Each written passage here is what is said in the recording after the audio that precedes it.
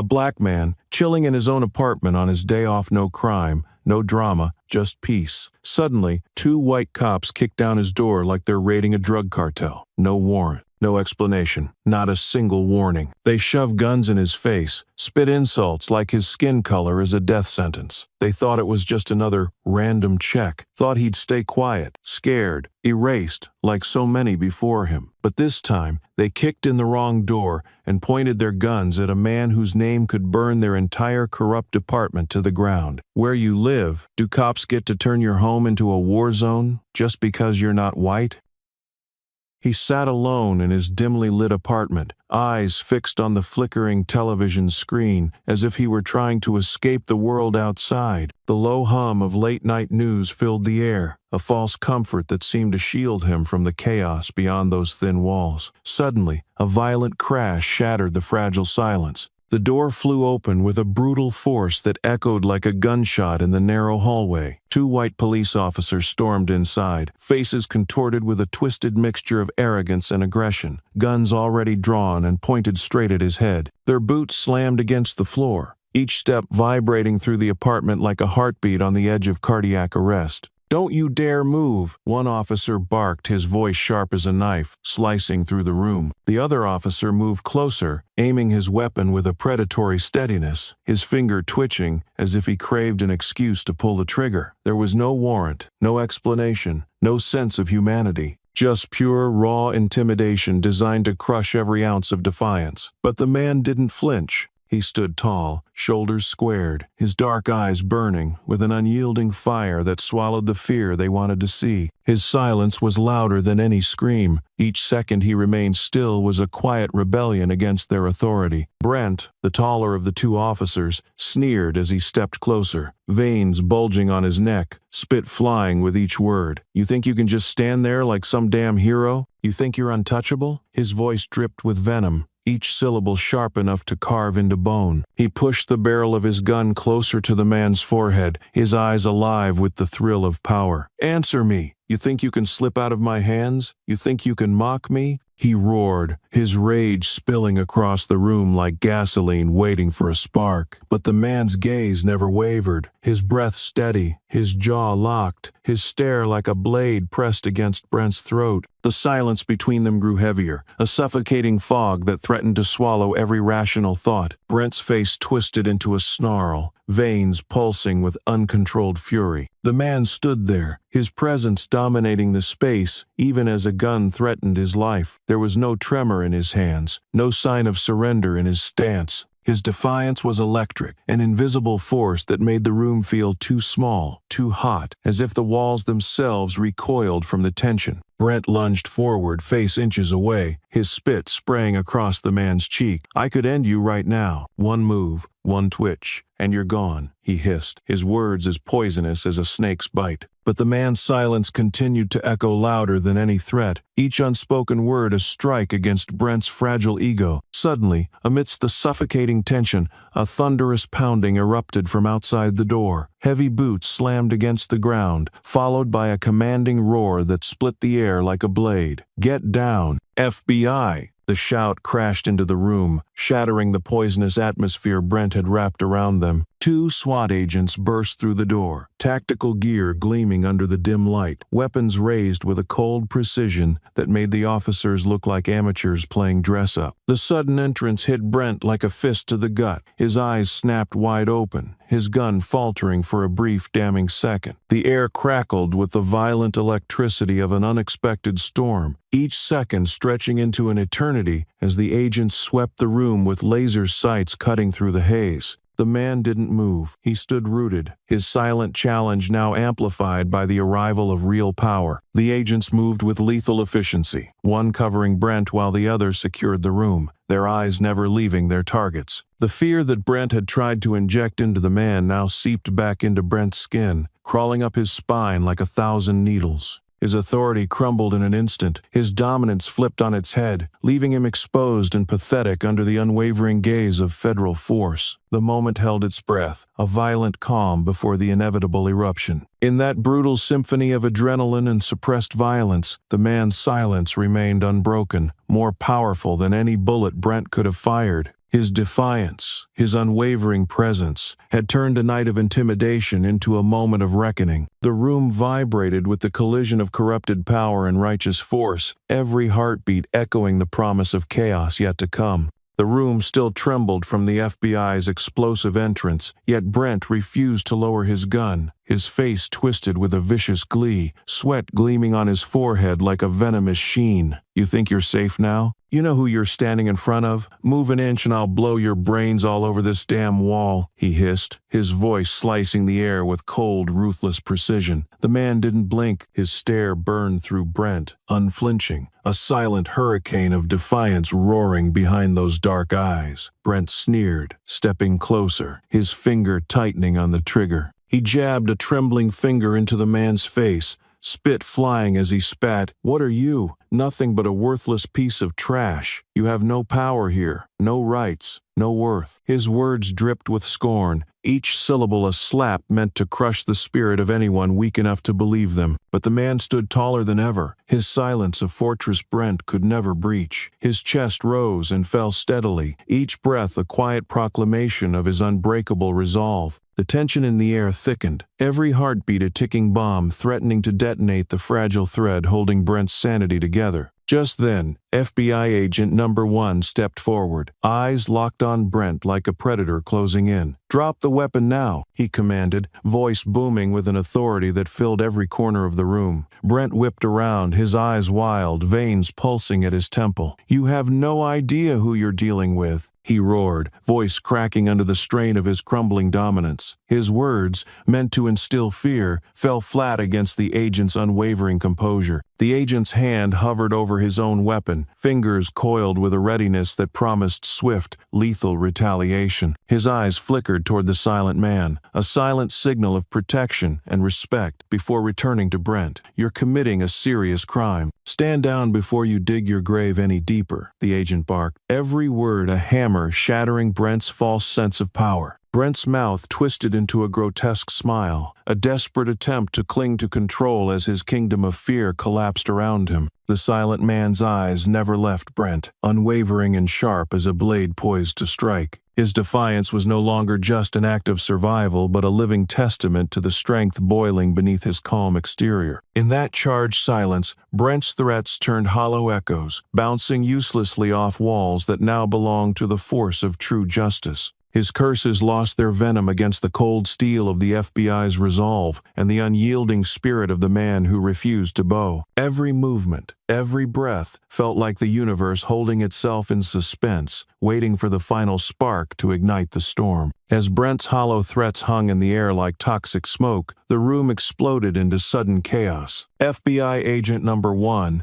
a towering figure radiating authority, surged forward and seized Brent's gun with a brutal, precise twist. "Drop the weapon now," he thundered, his voice a thunderclap that ripped through Brent's delusions of power. The weapon clattered to the floor, its cold metal echoing a final, humiliating defeat. Brent's eyes widened, pupils shaking as his false dominance evaporated under the weight of real force. At that exact moment, FBI agent number 2 burst into the room, rifle raised, his movements sharp and rehearsed, each step a lethal dance of control. The barrel tracked Brent, looked like a hawk fixated on prey, forcing him backward with a silent threat more deadly than any shouted command. The other officers froze, their eyes darting between Brent and the agents, their spines bent under the oppressive presence of federal power. Their courage evaporated, leaving them statues of fear and guilt. Brent's breath came in ragged gasps, the trembling of his fingers betraying the collapse of his mask. He looked at the agents with a raw animal panic, his arrogance curdling into a pitiful, sour fear. Agent number 1 didn't waste a moment. His gaze shifted to the silent man standing unwavering amidst the chaos. "Are you okay? We need the information you have," he said, each word slicing cleanly through the static air, heavy with unspoken urgency. The man's eyes,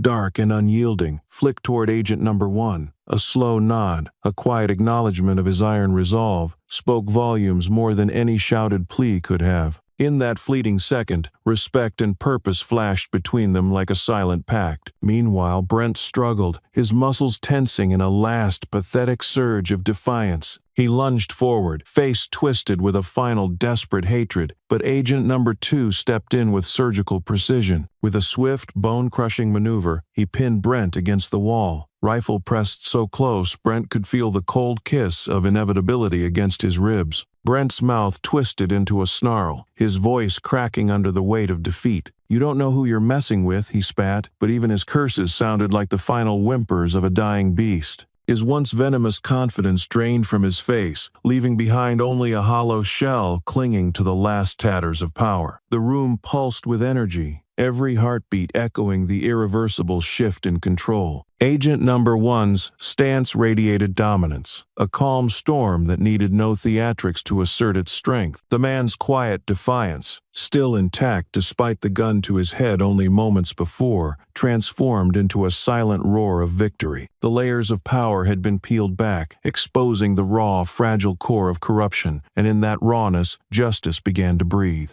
The air still crackled from the confrontation as the man finally stepped forward, his gaze sweeping the room like a silent hurricane ready to swallow every lie. His voice, deep and unwavering, cut through the tension like a blade forged in fire. "I'm not just some man you can intimidate," he declared, every syllable heavy with a quiet, lethal authority. "I'm the key witness in a federal investigation against systemic corruption within your entire department." The words exploded in the air, each one a grenade detonating Brent's delusions and shattering the fragile illusion of control he had clung to. FBI Agent Number 1, momentarily stunned, shifted his focus to the man, his brows furrowing with a flash of disbelief. "Who are you? Why weren't we informed about you?" he demanded, his voice sharp but edged with curiosity. A soldier suddenly aware of a new battlefield unfolding beneath his feet. The man's expression didn't waver. His lips curved into a thin, almost imperceptible smirk, a quiet victory hidden beneath his steel exterior. "Because they didn't want me to live long enough to speak," he replied, his tone calm, almost chilling in its certainty. His hand moved toward a small locked case near his feet, a motion both deliberate and fearless. "I've gathered evidence, documents, recordings, statements all proving Brent's corruption and the crimes of his superiors." The words struck Brent like a blade across the face. Color drained from his skin, leaving him ashen and hollow. His mouth twitched, eyes darting like a trapped animal searching for an escape that didn't exist. He staggered back, each step a silent confession of guilt. His breath came in sharp, ragged bursts, as if the very air was now poison. The truth was no longer a distant threat, but a living specter that clawed at his spine and choked his false bravado. FBI Agent Number 2 stepped forward, the cold authority in his eyes enough to freeze even the hottest defiance. "Secure all evidence now," he barked, his voice echoing off the walls like gunfire. He signaled other agents who surged into the room, precision and purpose guiding every movement. Brent's body trembled, his hands clenching and unclenching as his mind unraveled under the crushing weight of revelation. No snarl or insult could protect him now. No empty threat could rebuild the walls caving in around his soul. The man stood firm, his presence growing larger, his power no longer hidden but roaring silently beneath his calm exterior. Every heartbeat in the room seemed to sync with his, each pulse a war drum heralding the downfall of corruption. As Brent continued to retreat, his face twisted into a grotesque mask of terror. It was clear his empire had crumbled before his very eyes. The agents moved with silent coordination, sweeping the apartment for hidden files, electronics, and anything that could piece together the cancer festering within the police force. Amid the chaos, the man's eyes never left Brent. They burned not with rage but with a colder, sharper conviction, as if each glance carved away another layer of Brent's lies. His silence spoke volumes. No forgiveness, no mercy, only an unbreakable march toward justice. Brent, now reduced to a shell of his former arrogance, sagged under the finality of his exposure, the truth echoing louder than any bullet ever could. The revelation hung in the air like a thundercloud ready to burst as agents began tearing through the apartment with a cold, meticulous fury. Each drawer yanked open, each file rifled through with the sharp precision of surgeons excising a tumor. Under floorboards and inside false walls, they uncovered stacks of damning evidence, ledgers soaked in secrets, confidential reports marked with the fingerprints of corruption, recordings echoing confessions Brent had thought buried forever. Every piece of paper, every flash drive, each hidden scrap of data screamed betrayal, the final nails in the coffin Brent had built for himself. FBI agent number 1 turned to Brent, his eyes ablaze with an unwavering fire. "You thought you could outrun the truth? You thought this filth would stay buried forever?" His words cracked like a whip, slicing through Brent's dwindling defenses. Brent tried to smirk, his lips curling into a grotesque mockery of confidence, but the twitch in his jaw betrayed the rot festering inside. "You think you're a savior? You're just another pawn," Brent spat, though his voice wavered on the brink of collapse. The agent didn't flinch. No, he shot back, his voice calm yet charged with an electric edge. "You didn't just betray one man, you poisoned an entire system, turned the badge into a weapon against the very people you swore to protect." Brent's forced laughter echoed hollowly, each note soaked in desperation. It wasn't joy, it was the shriek of a cornered animal resigned to its fate. His eyes flickered across the room, landing on the evidence piling up around him like a funeral pyre built from his sins. His fingers twitched uselessly at his sides, as if grasping for strings of control that no longer existed. The air between him and the agents shimmered with a dangerous tension, each heartbeat a drumbeat heralding the death of his reign. Agent number 1 stepped closer, his shadow swallowing Brent whole. "We're done watching from the sidelines. The entire rotten network you served is about to collapse," he declared, each word heavy as a hammer, smashing Brent's fragile illusions. Behind him, more agents swept through, carrying out crates of documents and evidence like silent executioners, dragging away the remains of a fallen king. Brent's knees wobbled, a man unmasked, standing naked before the hurricane he had once commanded. As the agents moved methodically, assembling the pieces of a puzzle that revealed a festering empire of deceit, agent number 1's eyes stayed locked on Brent, sharp enough to peel back the final layers of his crumbling facade. Brent's laughter faded into a choked gasp, his face paling until it matched the sterile glow of the overhead lights. Outside, the gears of a larger operation began turning. The FBI issued orders to launch a sweeping purge of corrupt officers, targeting every hidden vein feeding the cancer inside the force. Across the city, alarms would soon echo through precincts, doors would be battered down, and secrets dragged into the blinding light of justice. In that moment, Brent's world turned to ash. The man who had stood silent through every insult now radiated an unspoken triumph, his presence a living monument to resilience. Brent crumbled inward, left with nothing but the icy realization that his empire was dust, his power a ghost that would haunt only him. The agents pressed on, unstoppable, each movement a promise that justice would no longer be whispered in dark alleys, but shouted from every rooftop. As the evidence stacked higher and the FBI's iron grip tightened around the city, Brent felt the walls closing in with a suffocating finality. His breath turned shallow, each inhale a desperate attempt to cling to the crumbling illusion of invincibility he had once worn like a second skin. The smirk that once curled so easily on his lips dissolved into a grimace twisted by terror and shame. The corridors that once echoed with his orders now seemed endless and hollow, each shadow a reminder of allies vanishing into the darkness to save themselves. Fellow officers who once hung on his every word now avoided his gaze, stepping back as if he carried a contagious plague. They whispered behind closed doors, eyes flickering with fear and betrayal, their loyalty evaporating as quickly as the power that had once shielded them. Brent felt the phantom weight of their abandonment, gnawing at his bones. Every corner he turned felt sharper, every hallway colder, the world around him transforming into a labyrinth of suspicion and regret. The silent man's unyielding defiance haunted him,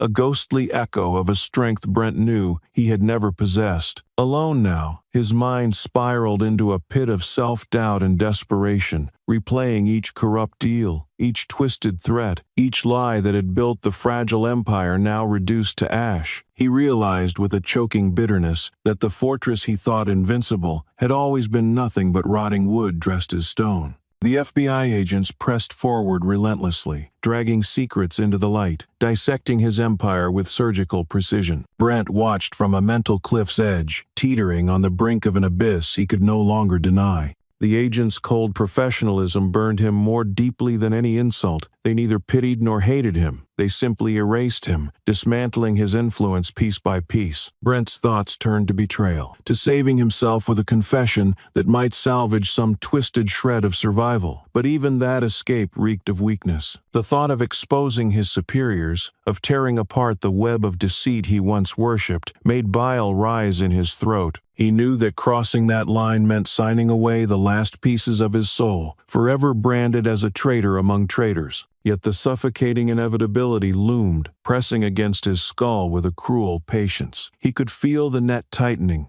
every option shrinking, every ally turning ghost. The FBI agents confronted him again, their eyes sharp and unyielding as steel. "You're done hiding," Agent Number 1 snapped, his voice a low growl slicing into Brent's final defenses. "Either you give us the names of those who gave you power, or you rot alone as the face of this rot." The ultimatum was as cold as the metal cuffs now heavy on Brent's wrists. He tried to respond, to muster some shred of his old venom, but his voice cracked, collapsing under the unbearable weight of his unraveling world. In that moment, Brent felt truly naked for the first time. The shield of arrogance, the armor of corruption, all lay shattered at his feet. His fingers twitched at phantom strings of power that no longer existed, his mind clawing at escape routes that had long since evaporated. And in that raw, exposed silence, he understood that the fall had always been waiting for him, patient as a predator. The world he built had not only betrayed him, it had consumed him, leaving behind nothing but a husk, choking on its own lies.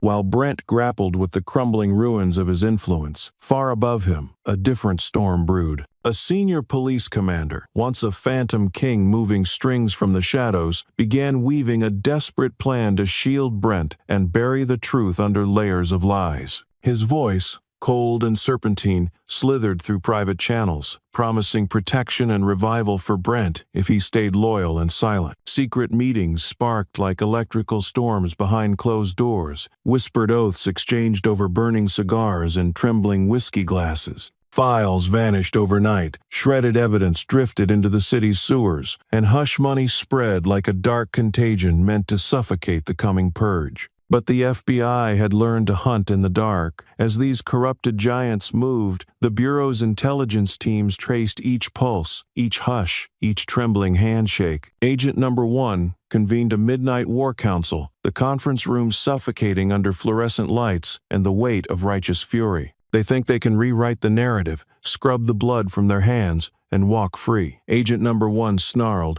his voice rumbling like thunder on a storm-soaked plain. Maps and charts sprawled across the table, lines of red ink slicing through precincts like surgical scars. The agents leaned in, jaws clenched, eyes flickering with fire. "We're going to crack them from the inside," he declared, fingers stabbing into documents that exposed layers of deceit. His words felt like cannon blasts in the tight room, igniting a violent hunger for justice among his team. Meanwhile, Brent clung to the empty promises like a drowning man to a phantom raft, blind to the jaws circling beneath him. He replayed the commander's silky words in his mindlies, dressed as lifelines, each one a hook digging deeper into his collapsing sanity. He believed salvation waited, that the ranks above would swoop in to rescue him from the jaws of justice. But in the shadows, the FBI surveillance cameras hummed, capturing every whispered betrayal, each coded phone call, every trembling vow of silence. Brent, lost in his illusions, became a puppet dancing for an audience of federal predators.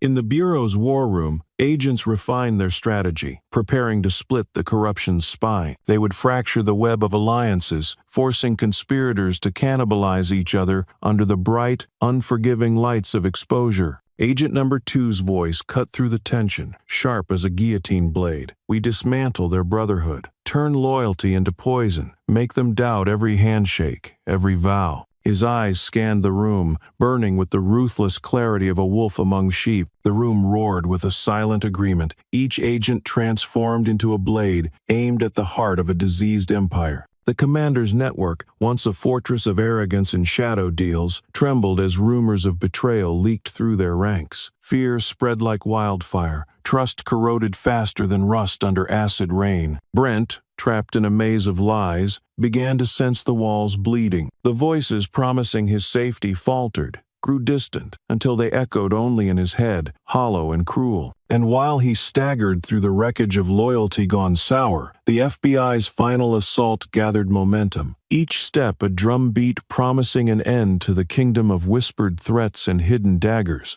As the web of corruption unraveled and whispers turned into headlines, the city pulsed with a new, furious heartbeat. The truth poured into the streets like gasoline, and the people became the match. They flooded avenues and squares, voices sharp as knives, banners slicing through the sky demanding justice. Their chants thundered against the glass towers of power, reverberating in alleys where secrets once hid like rats. Every shout carried the weight of decades of fear, betrayal, and silent suffering, now forged into a single, unstoppable wave of defiance. The crowds expanded, waves of humanity pushing forward, driven not by chaos, but by a collective hunger for accountability. Names of the fallen, the silenced, were scrawled across walls and bodies in bold strokes of rage and remembrance. Faces lit with determination glared up at police lines, unblinking, unafraid. In these masses, an unbreakable spine formed, a living testament to a city's refusal to be silenced any longer. The rhythm of drums mixed with cries for justice, an electric symphony that rattled the bones of even the most complacent officials hiding in their ivory towers. Meanwhile, within the shattered ranks of law enforcement, a splinter faction formed, officers disgusted by Brent's betrayal and the cancerous rot infecting their badge. This group, their resolve sharp and dangerous, began scheming in the shadows, plotting acts of vengeance against Brent and even the FBI. They moved like phantoms through underground corridors, masks of righteousness cracking to reveal twisted vendettas and wounded pride. Their hatred festered, boiling into a toxic cocktail of desperation and wounded loyalty, promising to spill into the streets at any moment. In community halls and candlelit church basements, leaders emerged, voices rising above the din to forge plans beyond anger. Meetings bloomed across the city. Crowds crammed into every corner. Demanding more than arrests, they demanded transformation. Proposals for oversight boards, civilian review panels, and sweeping policy overhauls sparked fiery debates. Each word an ember fueling a revolution of ideas. The air vibrated with possibility and fury, a storm of human will that no shield or uniform could hold back. Inside his cell, Brent felt the tremors of this uprising seep through the concrete walls like a creeping frost. He sat hunched, ears straining as distant chants filtered through radios and guard murmurs. Each roar was a dagger to his carefully constructed ego, a reminder that the fortress he once ruled had become his tomb. The cheers for justice, once beneath his notice, now clawed at his sanity, each syllable stripping away another layer of his false invincibility. Alone, encircled by ghosts of his misdeeds, Brent realized the empire he'd built from lies was being dismantled not only by federal agents, but by the very people he had sworn to dominate. As night swallowed the city, the fires of protest glowed brighter, an inferno of collective awakening. The community, once fractured and cowed, now roared like a lion reclaiming its territory, each step forward a promise that the darkness would no longer reign unchallenged. As dawn painted the city in sharp, merciless light, the FBI stepped onto the public stage with a force that felt almost biblical. In a packed press conference, screens flickered with classified files now laid bare, each page a dagger slicing through decades of lies. Recordings snarled with Brent's threats, ledgers screamed with bribes, and hidden footage turned every whispered betrayal into a roaring confession. The reporters, faces frozen between horror and hunger, scribbled furiously as truths long buried clawed into daylight. The community, crowded around televisions and smartphones, watched with clenched fists and tear-streaked faces as their deepest suspicions became undeniable reality. Brent, dragged into the center of this relentless storm, stood shackled and stripped of all insignia. His badge, once a symbol of fear and twisted power, lay discarded on the floor like a dead thing. The metallic clink echoed in the sterile room, a funeral bell tolling for his empire. His face, pale and sagging, twisted into a grotesque mask of disbelief and impotent rage. He tried to speak, lips twitching with curses never born, but every sound died before crossing his teeth. His eyes darted wildly, searching for allies among the stone-faced officials and agents who had once feared his name but now looked at him with icy disdain. Agent number 1 stepped forward, eyes locked onto Brent with a gaze cold enough to freeze oceans. "You thought you could rule from the shadows, poison every oath, and vanish into darkness," he snarled, voice resonating like a judge's gavel. "But your corruption rotted louder than your threats. Today, you stand not as a commander, but as a monument to every betrayal festering in this system." The words landed like sledgehammers, each syllable splintering Brent's remaining armor into worthless dust. In the same breath, the agents unveiled documents revealing conspiracies Brent had orchestrated, crimes he had committed in whispered hallways and bloodied alleys. Names of innocent victims flashed across screens, each one a silent accusation that pierced deeper than any bullet. The crowd outside erupted, an earthquake of righteous fury shaking the steps of the courthouse. Cries for justice surged like tidal waves, drowning out Brent's final pitiful attempts to twist his lips into defiance. The man who had once ruled through fear now stood naked before a sea of unblinking eyes, each gaze a verdict heavier than iron bars. Meanwhile, the silent man, the true catalyst of this storm, stopped forward. His posture, unwavering and powerful, commanded instant respect without needing a single word. Cameras swiveled to capture his image, immortalizing him as the living embodiment of resistance. In that frozen moment, his presence alone delivered a message stronger than any manifesto. No monster was too big to fall. As reporters clamored and microphones buzzed, the agents detailed the previously hidden murders, assaults, and payoffs, each revelation another blade in the flesh of a decaying legacy. Brent's shoulders slumped, the weight of collective hatred and undeniable proof finally breaking him down to the coward he had always been beneath the uniform. The badge was gone, the power dissolved, and what remained was nothing but a husk shivering beneath the blinding lights of justice. The community roared in triumph, their voices a living monument to endurance and hope. In that moment, the silent man was no longer just a witness. He was the spark that burned an empire of corruption to ash, the face carved into the city's collective memory as a beacon of unyielding strength. Brent, now shackled and stripped of every illusion, felt the finality of defeat crawl across his skin like ice. His reign of fear had ended, devoured by a tidal wave of truth that no bullet or bribe could ever stop. The momentum from Brent's downfall roared forward, transforming into a relentless tidal wave sweeping through the dark corridors of power. The FBI, emboldened and sharpened by public fury, launched a city-wide offensive, breaking through polished offices and locked drawers to drag hidden monsters into the glaring light. Handcuffs clicked like war drums in the early hours, echoing through quiet suburban streets and across ivory towers where corrupt officers had once toasted to their untouchability. Names once whispered in caution now splashed across arrest warrants, each signature a blade slicing through layers of conspiracy. As agents rifled through mountains of seized documents, their eyes burned with the electric fire of revelation. Each page turned unearthed deeper rot, coded payments, falsified reports, hit lists scrawled in hurried ink. The walls of once impenetrable precincts now felt like glass cages, each crack widening with every confession and recovered file. Agent number 1, shoulders squared like a fortress, read aloud new evidence in tense, razor-sharp meetings, his voice a scalpel exposing every festering wound. The silent man stood nearby, his presence like a dark sentinel, an embodiment of unwavering truth that pushed every agent forward past exhaustion and doubt. Outside, the community ignited and Unbreakable stood shoulder to shoulder with the agents.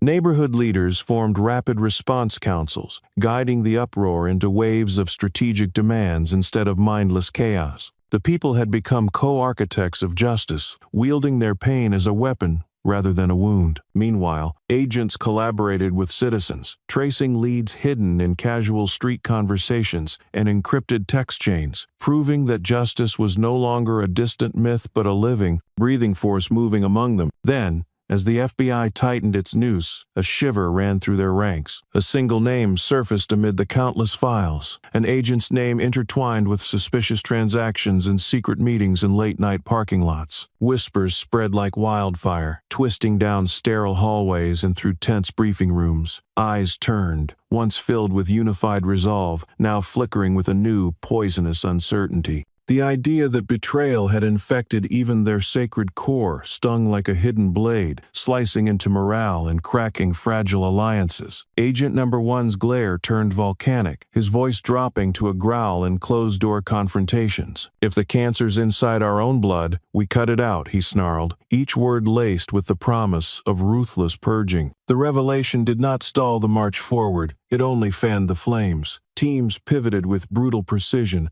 now forced to monitor their own as closely as their enemies. Surveillance cameras turned inward, recording silent corridors and strained glances. The betrayal within gave every new raid a sinister echo, an undercurrent of suspicion that sharpened every movement and tightened every breath. But the silent man remained unshaken, his gaze unyielding, a living reminder that truth demanded sacrifice and vigilance without pause. By week's end, the FBI emerged to face a world now hungry for finality. Under harsh camera lights and the watchful eyes of an enraged city, they declared the network broken, the fortress of corruption shattered. The announcement landed like thunder, reverberating through the air heavy with hope and vindication. Citizens roared, fists raised under a sky suddenly wider and clearer than ever. The agency's victory was not just procedural, it was a statement carved into the city's bones, a promise that no fortress built on lies could withstand the hurricane of collective will.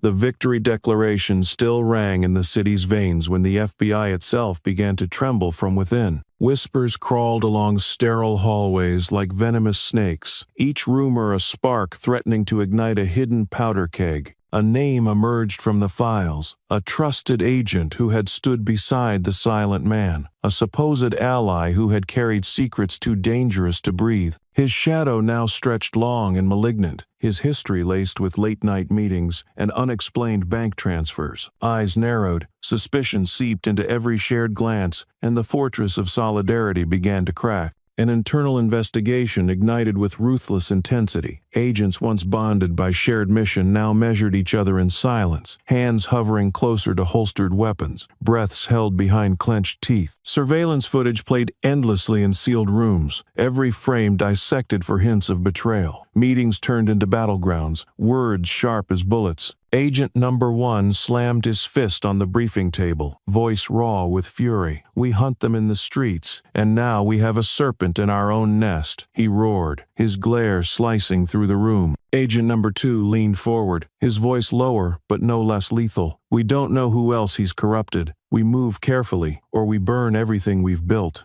The room erupted into a storm of accusations and counter-accusations, each voice clawing for dominance, each suspicion a fracture splintering deeper. Meanwhile, Brent, locked behind reinforced steel, grinned with a predator's satisfaction. Word of the internal discord slithered into his cell like a gift from the underworld. He spat threats through the bars, each word a shard of glass aimed at the agent's pride. "You think you're clean? I can expose every secret, every hidden deal that props up your golden image," he sneered, his voice echoing like a taunt in a crypt. His laughter, twisted and hollow, crawled into the agents' minds, feeding their darkest fears. The silent man watched from the observation deck above, his eyes sharp as a blade drawn under moonlight. He knew that every second wasted in infighting was a second the rot gained ground. The evidence he held now weighed more than ever, a burning torch threatening to ignite the entire fortress from within. In the corridors, agents turned on each other, surveillance reports clutched in trembling hands, confidential calls intercepted and dissected. Paranoia grew like mold in a sealed room, thick and choking. Every greeting turned into an interrogation, every shared coffee a potential trap. At midnight, in a conference room heavy with stale coffee and burning tension, Agent Number One confronted the accused agent directly. "How long have you been selling us out?" he demanded, his voice a thunderclap that shattered the room's fragile calm. The accused agent's smirk dripped with venom. "You think you're any better? You're just the loudest wolf in a dying pack," he hissed, leaning forward until their foreheads almost touched. A second agent lunged to restrain them, fingers white-knuckled around shoulders ready to snap. Files spilled across the table like bleeding wounds, each page a ghost screaming in the fluorescent light. The silent man stepped in, his presence slicing through the chaos. His voice was quiet, but each word thundered like an avalanche. "This isn't about your egos. This is about the city that trusted us when they had nothing left." His stare pinned each agent to their chair, their bravado crumbling under the weight of his conviction. For a fleeting heartbeat, the room froze.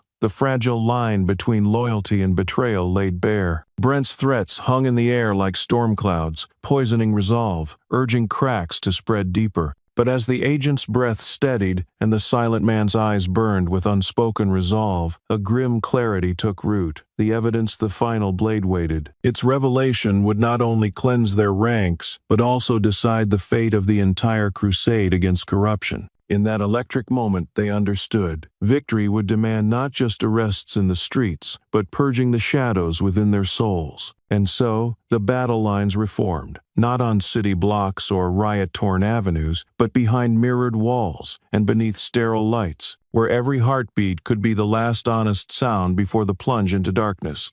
As the FBI fought its internal war and the city echoed with the sounds of a revolution clawing toward justice, the silent man found himself standing at the edge of a precipice carved by truth and betrayal. Once merely a witness clutching fragile evidence, he had transformed into a living symbol, a beacon both revered and hunted. His nights were haunted by visions of blood-slick corridors and echoing footsteps, each dream a twisted reminder that his fight was far from over. His hands trembled not from fear of death, but from the weight of choices that demanded a soul's currency. Summoned by the FBI's highest echelon, he was led through marble corridors that smelled of antiseptic power and whispered threats. The walls hummed with secrets too old and venomous to name. Every step toward the conference room felt like trudging through a blizzard of unseen daggers. At the end of the hall, the doors loomed wide and heavy, guardians to a chamber where the future would be decided. Inside, a semicircle of government officials sat like vultures on a high wire, eyes glinting under sterile lights. Files lay stacked before them, each document a noose woven from the sins of an entire city. Agent number 1 introduced him, his voice firm but strained with the ghost of recent betrayals. "This is the man who holds the final piece. His testimony is the blade we need to end this war," he declared. The silent man stood, his back straight as an iron spear, eyes locked onto the officials who radiated both authority and latent malice. One official leaned forward, his voice as smooth and cold as polished marble. "We're entrusting you with a burden few could carry. But remember, loyalty is fragile, and alliances can shift with the wind." The words slithered around the room like smoke, staining the air with their cynical poison. Beyond these formal threats lay darker shadows, notes slipped under doors, calls from untraceable numbers, and warnings that dripped like acid into his veins.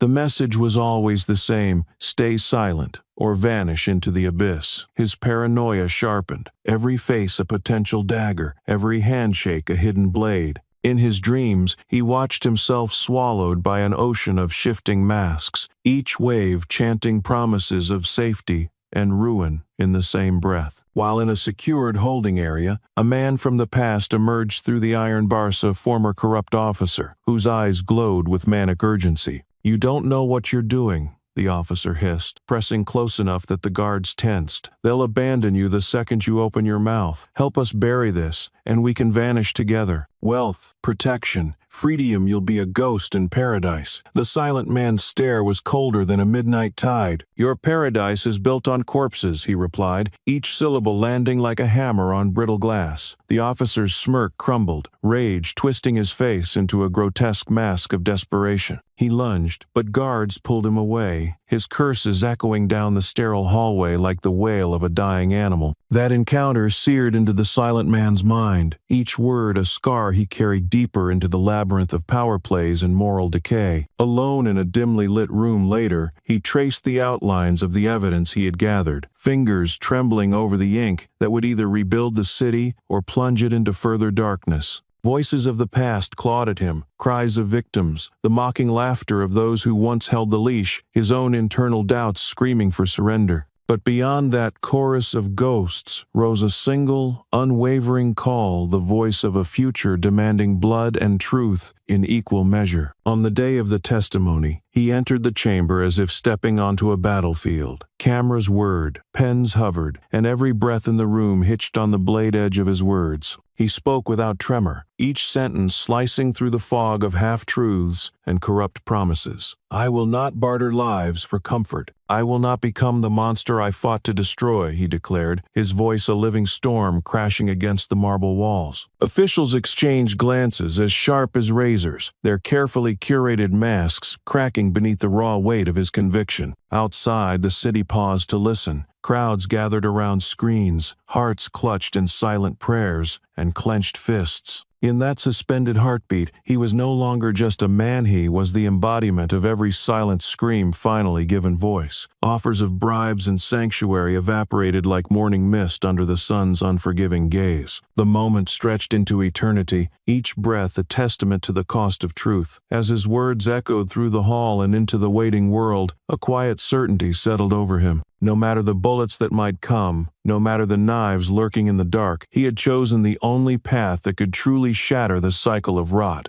When he stepped down, the air seemed to crackle around him, every molecule charged with the possibility of rebirth or annihilation. As guards escorted him out, he glanced at the silent marble statues lining the hallway, feeling their stone eyes bearing witness to his stand. In that fleeting glance, he saw not cold indifference, but the faintest flicker of acknowledgement, as if even these frozen sentinels understood the magnitude of the battle waged in one man's heart. He walked forward, each step a defiance against the abyss that had clawed at his heels since the first day he chose to rise. And in that moment, for the first time in this long, blood-soaked journey, he felt the distant whisper of freedom calling not as a gift, but as a prize carved from the marrow of sacrifice. The echo of the silent man's testimony still reverberated across marble halls and city blocks when the FBI stumbled onto an infection deeper than they had dared imagine. Through a covert operation woven from hushed surveillance and double-blind informants, they uncovered an unseen Kabbalah consortium of faceless power brokers moving like phantoms beneath the city's skin. These were not mere criminals. They were architects of chaos, bending police departments and government branches with the flick of an unseen wrist. Their fingerprints, invisible but omnipresent, guided every whispered order and vanished witness, every falsified report that fed a system fattened on fear and silence.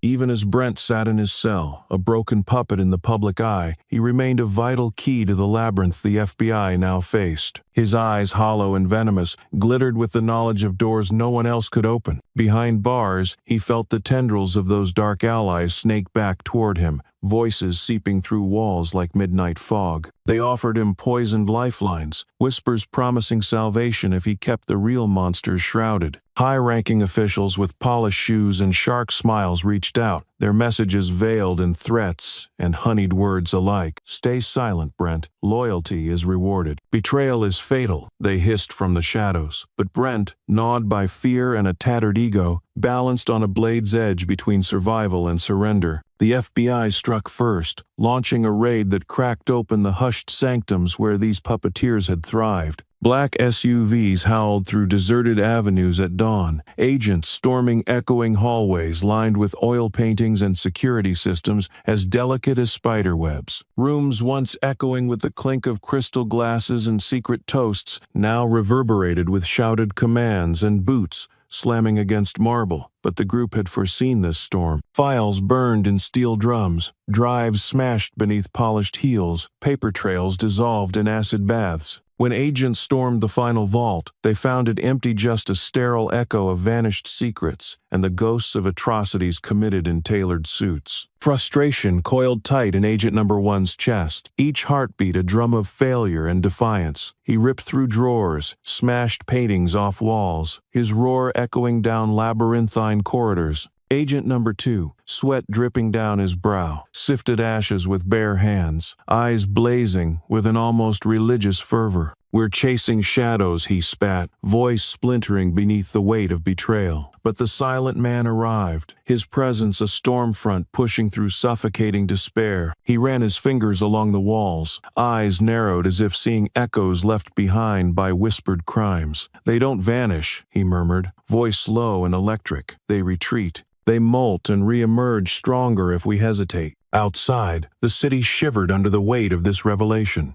News leaked, unstoppable and hungry, carving new scars into an already bleeding public psyche. People realized that Brent was never the final boss, but merely a pawn guarding a more grotesque hive. On talk shows and street corners, debates erupted like wildfire. Was the system redeemable, or had it been designed from inception to serve these faceless overlords? The silent man's image plastered every screen, his testimony now a rallying cry, but also a harbinger of darker tides. Meanwhile, Brent felt the walls closing in as those who once backed him now saw him as a liability. Messages from the higher echelon shifted from velvet threats to icy commands. "Disappear, or you'll be erased," they warned. Brent shivered, memories of his once dominant laughter now a mockery clawing at his sanity. In a final act of desperation, he weighed the unthinkable, exposing the architects who had built his throne from bones and bribes. But the fear strangled him, each breath a battlefield between treachery and self-preservation. Back at FBI headquarters, the atmosphere thickened into something almost tangible. Agents worked in feverish waves, eyes ringed red from sleepless nights, hearts tattooed with grim determination. Digital forensics crawled through shattered hard drives. Paper forensics sifted through scorched fragments. Every revelation another glimpse into an abyss with no discernible bottom. In strategy rooms, the air pulsed with an electric tension, as if each map and line of red string might suddenly animate and coil around an agent's throat. The realization dawned like a blood moon rising. They weren't hunting criminals anymore. They were at war with a system designed to regenerate each time a head was severed. As night flooded the city, the silent man stood alone on a rooftop, wind tugging at his clothes like ghostly fingers. Below him, lights twinkled in fractured constellations, each one a story of hope or quiet despair. His eyes burned with a truth no longer hidden. This was not a battle that would end with handcuffs and headlines. It was a war of attrition, of sacrifice measured not in bodies, but in the erosion of soul. And in that howling wind, he made a silent vow not just to fight, but to drag every lurking monster into the sun, no matter how many times they retreated into the shadows. Even if it meant becoming something both feared and revered, he would not blink until the final mask fell.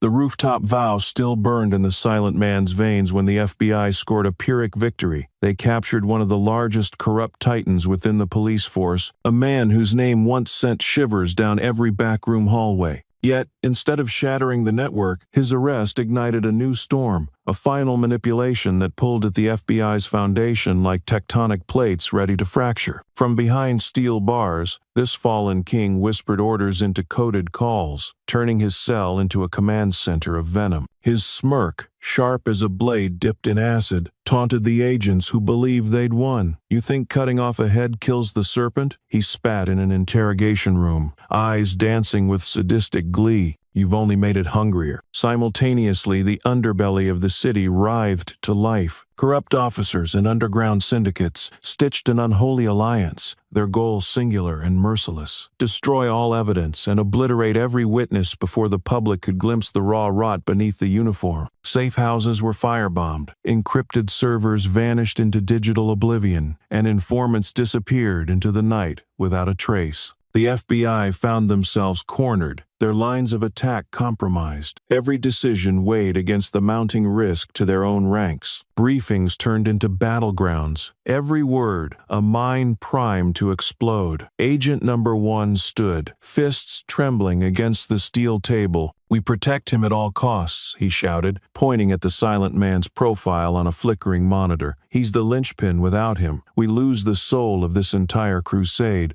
Agent number 2 slammed his palm down, voice breaking into a snarl. "And what about the rest of us? How many do we sacrifice before this becomes another ghost story?" Outside, the silent man refused to vanish into hiding. Despite threats that painted bullseyes on every step, he moved like a phantom with fire in his marrow, delivering new files, new truths that sliced deeper into the conspiracy's sinews. Death offers slid across his path like venomous serpents, blank checks, new identities, safe flights to foreign shores. He burned each offer without hesitation. "I was not born to run," he whispered to his reflection before another night's testimony, voice steady as a funeral bell. His presence in public hearings became an electric storm, each revelation a thunderclap against walls built from lies. With every sentence, the city trembled, and the conspirators howled in rage behind closed doors. The agent's world turned into a labyrinth of double shadows, loyalty dripping away like blood from an open wound. Messages intercepted revealed a plan to assassinate not just the silent man, but the entire inner circle of the investigation team.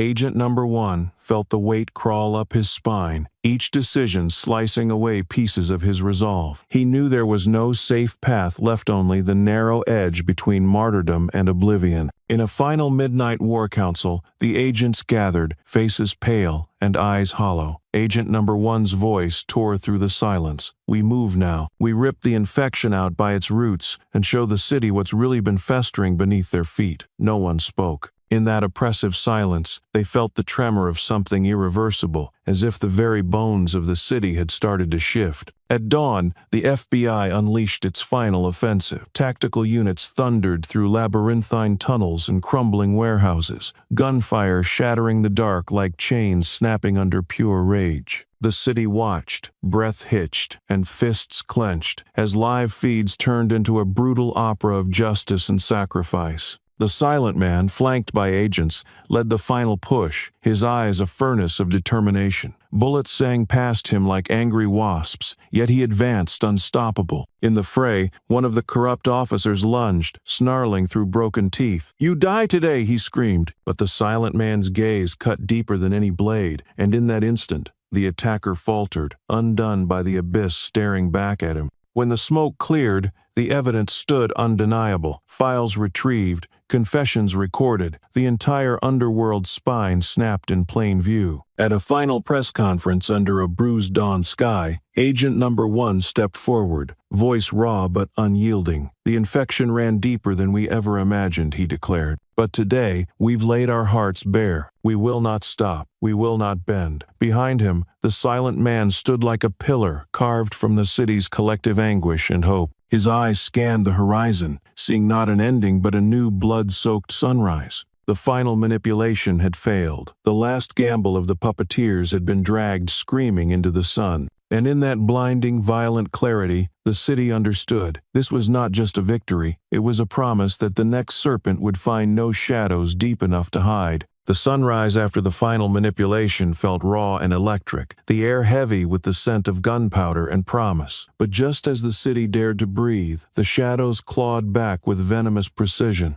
In a heartbeat, a crucial link in the FBI's plan shattered. A security breach, a misstep so small it would have gone unnoticed if not for the catastrophic consequences it unleashed. As the agents prepared for their next offensive, news arrived like a lightning bolt tearing through midnight that was gone. The silent man, the living symbol of their crusade, had been snatched from beneath their vigilant gaze, devoured by the dark forces they'd sworn to expose. The group responsible moved with surgical cruelty, striking while the bureau was spread thin, their traps laid in layers of misdirection and betrayal. Video footage surfaced. The silent man bound, bruised, eyes blazing with defiance, even as his captors circled like vultures. The city's collective gasp seemed to suck the oxygen from every room. The message arrived soon after, as cold and sharp as a scalpel. "Cease your investigation," it read. "Withdraw, or the symbol of your justice dies screaming." The threat crackled across every screen in FBI headquarters, reverberating through hearts already battered by war. In underground bunkers and sealed conference rooms, agents argued in vicious whispers, each voice laced with desperation and fury. Agent number 1 slammed his fists on the table, eyes bloodshot, veins bulging with the weight of impossible choices. They want to dismantle us from the inside, fracture our spirit, and turn the city against itself, he roared, each syllable a punch to the gut of every listener. Agent number 2's voice cut through, cold as winter steel. If we stop now, everything collapses. Every life lost, every sacrifice turned to ash. Yet even as they debated, the silent man, chained and bleeding, fought a battle no one could see. In the pitch-black cell,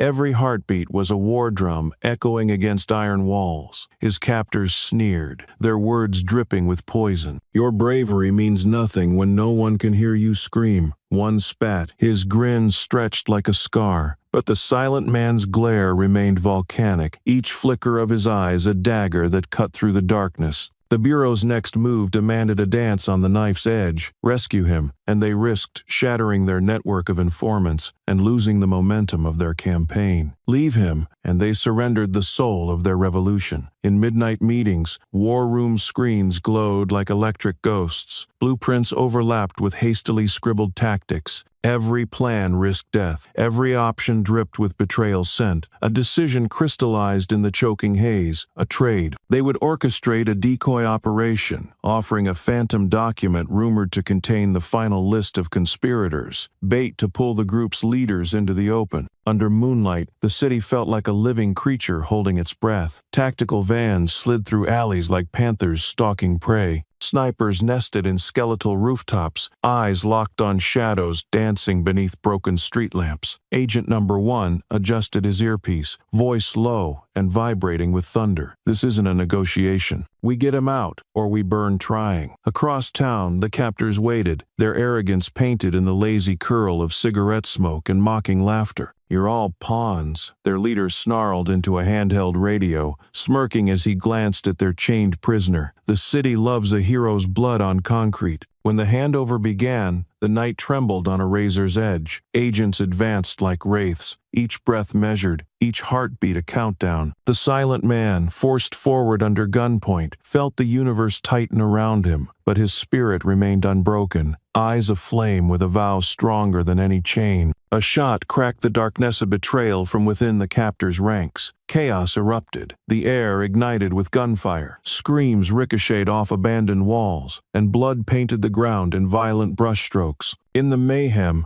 the silent man broke from his captor's grip, teeth clenched, body thrumming with an almost supernatural will to live. Agent number 1 dove forward, catching his arm, their eyes locking in a moment beyond words to soldiers at the edge of oblivion. "We finish this together," Agent number 1 growled, pulling him behind a crumbling barricade. Bullets shredded the air like a swarm of mechanical wasps, but inch by inch, they clawed their way out. Finally, with backup pushing through in a coordinated surge, the agents enveloped their lost symbol in a shield of living flesh and steel. As dawn bled across the skyline, the silent man stood again, battered but standing, his breath a testament to everything they refused to surrender. The city watched in electrified silence, realizing this was not just a rescue, it was a resurrection. The choice had been made, no compromise, no retreat. And as his silhouette rose beneath the first rays of morning, it was clear to every watching soul that even in the worst-case scenario, true defiance would always find a way to rise, bloodied but unbowed.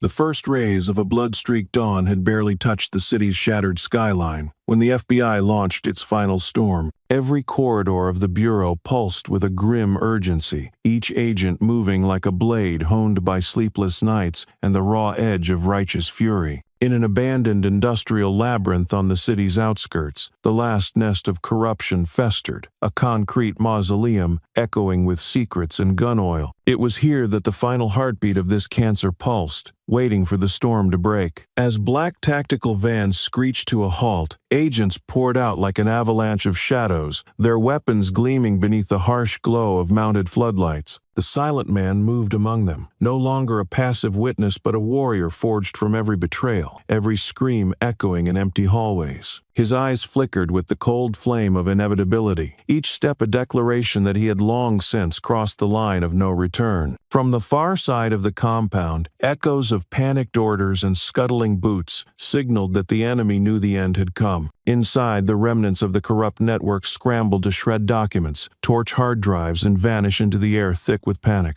Amid this chaos, Brent, once stripped of all power and now a phantom driven by a fractured pride, forced his way through. His mind, a war zone of shattered illusions and desperate gambits, fixated on one final pathetic goal: to reclaim a shred of the terror he once commanded. He wore no badge, no uniform, only a twisted hunger for revenge burning behind his bloodshot eyes. Without warning, gunfire ripped through the air like a choir of steel demons. The walls shuddered under the hail of bullets, concrete coughing dust like ancient tombs exhaling their curses. The FBI surged forward, eyes narrowed to predatory slits, fingers tightening around triggers with absolute certainty. The silent man ducked behind a steel pillar, his breath sharp, hands steady. He moved as though dancing with death itself, emerging to return fire with a calm savagery that turned each shot into a sentence pronounced upon a rotting empire. Through smoke and screams, Brent crawled toward the inner sanctum, his teeth bared in a snarl. He spotted one of the top conspirators, a man whose power had once eclipsed entire precincts.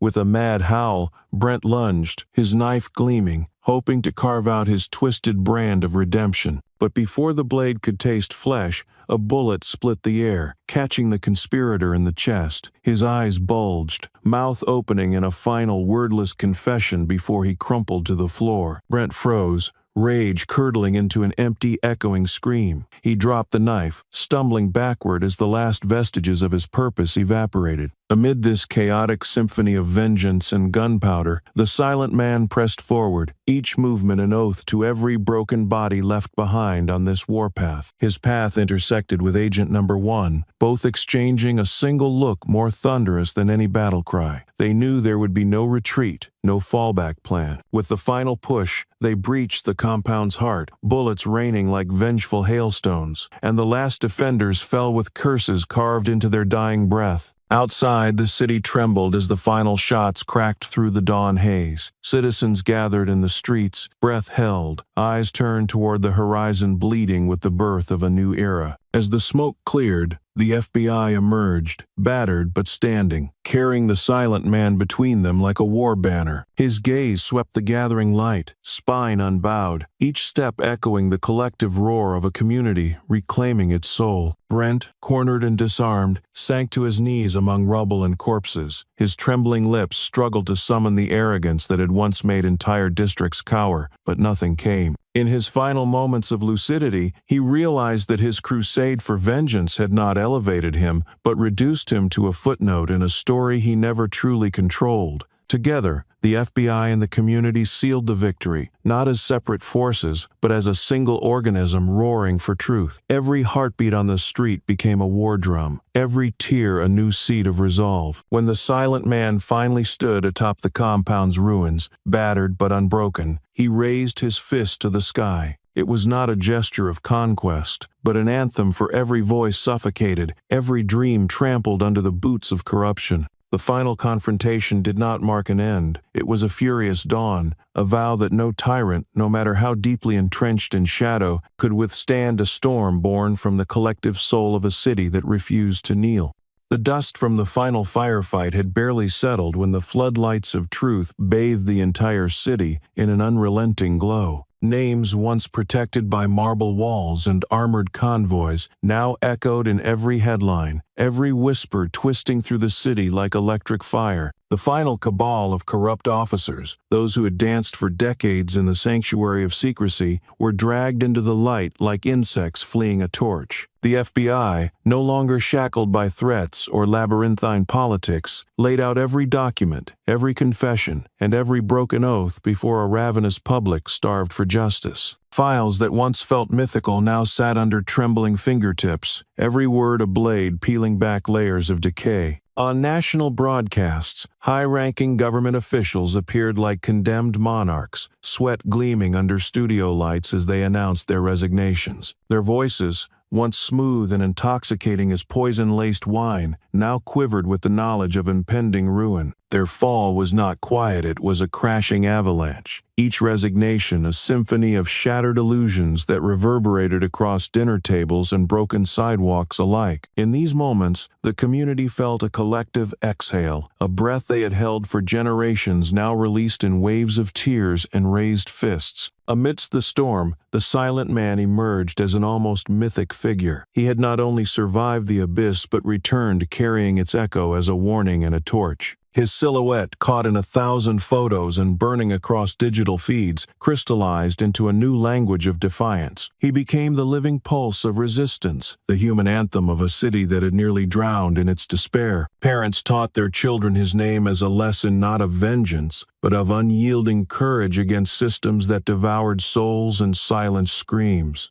Meanwhile, in the shadows of his cell, Brent found himself woven back into this final tapestry in an unexpected way. Stripped of power and identity, his mind cracked under the weight of his ghosts. In a twisted act of self-preservation, or perhaps a final grasp at relevance, began to spill the last poisoned secrets he had hoarded, like a dying dragon guarding a hollow treasure. His testimonies, cold and clinical, tore away the final veils from the faces that had haunted the city for decades. Ironically, the man who had once personified corruption became the final scalpel that dissected the monster from the inside out. With every revelation, the city's spine straightened. The community, once fractured by fear and cynicism, slowly knit itself back together, threads woven through shared suffering and the electric promise of something better. People stepped forward not only to demand justice, but to build it with their own hands. Their voices no longer trembling whispers, but resonant war drums, echoing through rebuilt streets. Children painted murals of the silent man standing beneath a rising sun, eyes unyielding and fists lifted not in violence but in the pure, aching promise of change. Yet beneath this dawn, embers of unease still glowed. The silent man knew this triumph was a beginning, not a conclusion. His eyes, dark and unwavering, scanned each new headline and each trembling official stepping into the spotlight. The system was a hydrone head severed only for another to emerge, slyer and more insidious. The fight had stepped into the open, but it was far from over. Standing on a balcony overlooking a city reborn yet scarred, the silent man felt the pulse of 1,000,000 heartbeats converging into a single defiant rhythm. As the wind tugged at his hair and the sun crawled higher, he understood that their victory was not merely about the arrests or the headlines. It was about proving that the collective roar of the betrayed could shake empires and turn darkness into light. Below him, chants rose like thunder rolling over distant mountains, each echo a vow that the city would no longer kneel. And in that raw, trembling light, the silent man closed his eyes and breathed, knowing that while the war against corruption had just crossed a threshold, this first dawn was a promise they would never again allow to fade. The sun rose higher over a city, still echoing with the last war cries of a battle that had seemed unwinnable. Broken glass glittered like stars on the sidewalks, a silent testament to the violence that had carved new paths through stone and soul alike. In the aftermath, the police force underwent a metamorphosis more profound than any surface-level rebranding. Old hierarchies were dismantled with surgical precision, policies rewritten under the harsh scrutiny of a public that refused to forget. New checks and balances rose from the ashes, each one designed as a barricade against the old ghosts that had haunted the badge for too long. Officers now faced mandatory transparency audits. Community oversight boards emerged like watchful sentinels, and internal affairs took on a ferocity that rattled even the most seasoned veterans. Amid this seismic shift, the silent man stepped forward into the light, no longer merely a symbol but a living architect of a reimagined justice. Schools invited him to speak. Children gathered around him as if absorbing warmth from a living bonfire. His words, seared by battles few could fathom, turned into seeds sown in young minds hungry for change. The community didn't just respect him, they revered him as the flame that dared to burn in an ocean of shadows. his silhouette adorned murals and protest banners alike, his presence a permanent echo of defiance against silence and complicity. Yet beneath this budding renaissance, embers of resistance still glowed. Small factions, loyal to the fallen corrupt order, slithered through the city's veins like vipers waiting to strike. These holdouts, draped in cynicism and shadow, whispered of revenge in dimly lit basements and hollowed warehouses. They watched every news broadcast with curled lips, mocking the public's renewed hope as naive, their laughter sharp enough to cut through concrete. But these dark remnants did not go unnoticed. The FBI, no longer merely a force but a living embodiment of collective will, continued to hunt them with relentless precision. Raids erupted in the dead of night, handcuffs clicked like iron thunder, and each arrest carried the promise that the roots of corruption would not be allowed to regrow unchecked. Meanwhile, the silent man transformed again, stepping into a role few could have imagined for him during those first desperate nights. He became the head of a sweeping reform movement, his speeches igniting flames not only in city halls, but in living rooms, schools, and streets. He urged the people not to settle into the comfort of short-lived triumph, warning that true change thrived on eternal vigilance. Justice isn't a finish line, he declared from makeshift stages, his voice echoing across rooftops and into the marrow of those gathered below. It's a horizon we must chase endlessly, even when our legs tremble and our spirits fray. The community listened, absorbing each word as if it were lifeblood. Parents taught their children that bravery was not the absence of fear, but the decision to stand when knees threatened to buckle. Artists painted sprawling murals depicting the journey from despair to defiance, while poets scribbled verses beneath flickering streetlights, weaving the man's story into the city's cultural tapestry. Though scars still ran deep, they became not symbols of defeat, but markers of battles survived and lessons learned. In this new dawn, hope glimmered not as a naive fantasy, but as a weapon forged in sacrifice. The silent man's eyes, though haunted by the ghosts of those lost along the way, burned with an unwavering conviction. Every day, he stood before a sea of upturned faces, feeling the tide of change ripple through their collective spirit. He knew the war was far from over. Evil had merely shed one skin to don another, but in every chant, every tearful vow, he heard the echo of a future worth bleeding for. From rooftops to playgrounds, from council chambers to subway tunnels, the city throbbed with a new pulse. The people had awoken, their voices now a permanent fixture in the architecture of governance. And as the silent man looked toward the horizon, he saw not a final victory, but an infinite expanse of battles yet to come, each one a chapter in the story of a city that chose to rise rather than rot. He closed his eyes for a fleeting moment, breathing in the electric scent of a world reborn, and in that fragile silence he vowed they would never again surrender to the shadows. The echo of a city reborn continued to ripple outward, transforming alleys once choked with despair into thoroughfares of collective triumph. Across every rooftop and street corner, murals captured the faces of those who dared to rise, their defiance immortalized in strokes of color that burned brighter than any neon sign. Amid this new dawn, those who had stood on the front lines, agents, whistleblowers, community leaders found themselves embraced in a tide of gratitude that transcended words. Letters poured in by the thousands, handwritten testaments of hope from mothers who now dared to let their children dream, from elders who had resigned themselves to corruption as an unmovable truth. News channels looped tributes, their anchors' voices cracking under the weight of the transformation they reported. The silent man, once an unnamed witness, became an oracle of unwavering integrity. Alongside the FBI, he spearheaded a relentless campaign to illuminate every dark corner still sheltering ghosts of the past.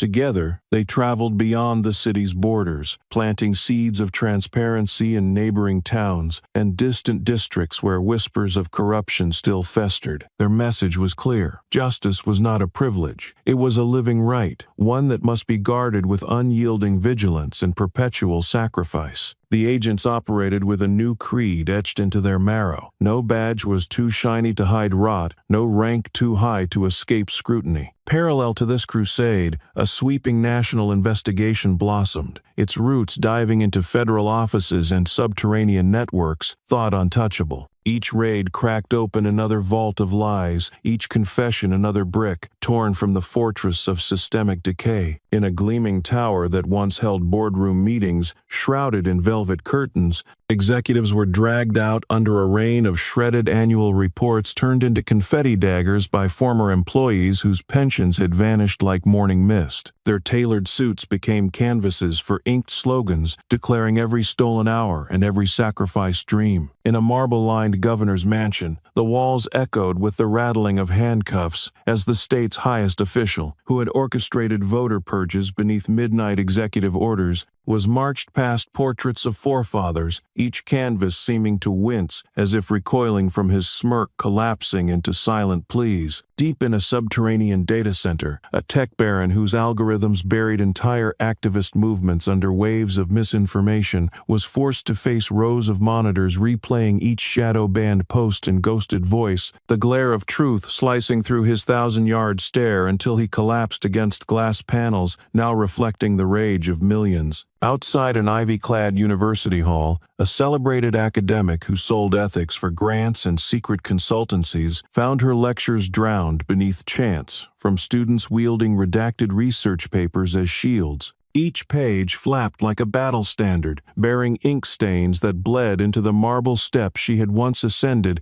to deliver sermons on moral integrity. Meanwhile, neighborhoods long patrolled by armored trucks, painted in camouflage, now erupted with murals of open palms and phoenix feathers. Every spray can hiss a war cry refusing to be stifled. Grandmothers clasped rosaries next to street poets, reciting oaths into megaphones made from repurposed eviction notices, each vow folding into the next like a living chainmail forged in grief and fury. Beneath overpasses once echoing with muffled sobs, community choirs harmonized ancestral laments with verses newly born in protest, their voices weaving a tapestry strong enough to cradle a nation's fractured soul. The country watched, transfixed and trembling, as a nation once resigned to shadows began to pulse with the flickering heartbeat of accountability. Meanwhile, Brent, the man whose name had once caused rooms to fall silent and knees to buckle, sat shackled in a courtroom washed in sterile light. He listened to the charges read out in a voice that sounded like the toll of a funeral bell, each word a hammer blow to the flimsy armor of arrogance he had once worn so brazenly. His eyes, once pools of icy calculation, now reflected the terror of a man who saw the abyss staring back. In those moments, he realized that power had never truly belonged to him. It had merely passed through him like a borrowed storm, leaving nothing but ruin in its wake. Beyond the windows of that courtroom, a former media tycoon who had funded Brent's rise through toxic smear campaigns was forced to walk barefoot through the city square, her ankles tethered by chains forged from shredded propaganda flyers. Street performers spat ink at her feet, each droplet a testament to headlines that had cost innocent lives, and she stumbled forward under a hail of torn newspaper confetti turned into paper knives. Down a marble corridor, a billionaire real estate developer whose clandestine donations had bankrolled Brent's private armies found his penthouse raided by volunteers wearing shirts splattered with paint the color of dusk. They carried out gilded chandeliers and auctioned them in the street, each bid punctuated by chants echoing off glass towers that once shielded him from consequence. In a nearby alleyway, a lobbyist infamous for ghostwriting the draconian policies Brent had enforced was cornered by migrant workers wielding brooms and mops dipped in soot. They scrubbed his face raw with the ashes of unsigned labor contracts, each stroke erasing a layer of self-forged divinity until his skin shone with the tremor of a man unmasked before the people he had betrayed. Outside the courthouse steps, a retired judge who had once dismissed every case against Brent was pelted with fragments of broken gavels and courthouse seals, each splinter hurled by families whose loved ones had vanished under midnight raids. He crumpled to his knees, cradling the shards like a penance too heavy to bear, the weight of silenced testimonies pressing into the marrow of his spine. Meanwhile, mothers lit candles inside cracked helmets, once worn by Brent's loyal enforcers, their flickering flames painting scars across marble columns, each flicker whispering the names of children lost in tear-gassed playgrounds. Artists draped courthouse railings in woven tapestries dyed with rainwater collected on protest nights, the fabric swaying like a lung-drawing breath for the first time after decades of quiet suffocation. Old men traced the shape of Brent's shackles in the air with trembling fingers, whispering to wide-eyed grandchildren about the nights when truth hid behind boarded windows. Young dancers painted slogans onto their bare arms and performed in the rotunda, their bodies twisting like torn flags reclaimed from pyres, each movement slicing into the stillness like a scalpel into scar tissue. Priests and imams pressed palms together at the courthouse gates, murmuring prayers that seeped into the granite steps, binding every fracture Brent's reign had carved into the city's bones.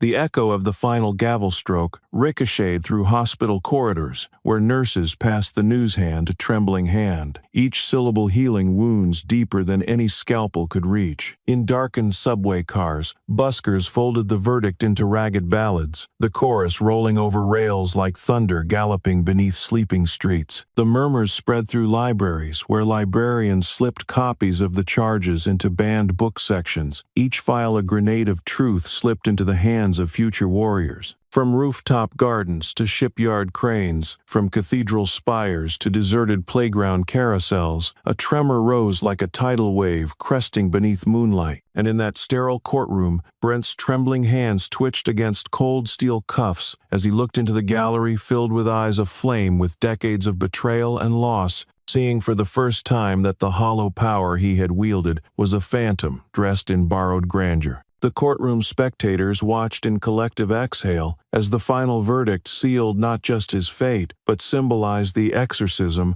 of an entire epoch of corruption. When the silent man took the stage on the courthouse steps, a hush cascaded across the sea of upturned faces. His voice, once confined to sterile interrogation rooms and whispered conspiracies, now roared like a tempest across the hearts of thousands. "Justice is not a statue gathering dust in a government hall," he declared, each word striking like a war drum. "It is a living flame fed by sacrifice and guarded by those willing to bleed for a truth larger than themselves." His words rose, tangled in the wind, carrying a promise that no tyrant could chain and no cynic could smother. In the shadows of the square, a corporate magnate infamous for turning public water into private profit staggered beneath the weight of buckets, carried by citizens whose taps had run dry for years. Each splash against his bespoke suit felt like a baptism into the reality he had sold off piece by piece, and when he fell to his knees, children poured the last drops onto his head, as if to cleanse a ghost that refused to drown. Down a side alley lined with murals of open eyes and blooming fists, a media baroness who once twisted massacres into viral headlines found herself shackled to a printing press by journalists brandishing ink-stained palms. They fed her pages of her sensationalist lies until her voice gurgled with the ink that had once made her empire invincible. On a rooftop glimmering beneath protest lanterns, a former senator whose signature had greenlit countless raids watched as activists used drones to scatter her leaked private emails into the night air. Each drone released confetti-like bursts of her manipulations, raining down as a paper storm that stuck to every rain-soaked jacket and umbrella below.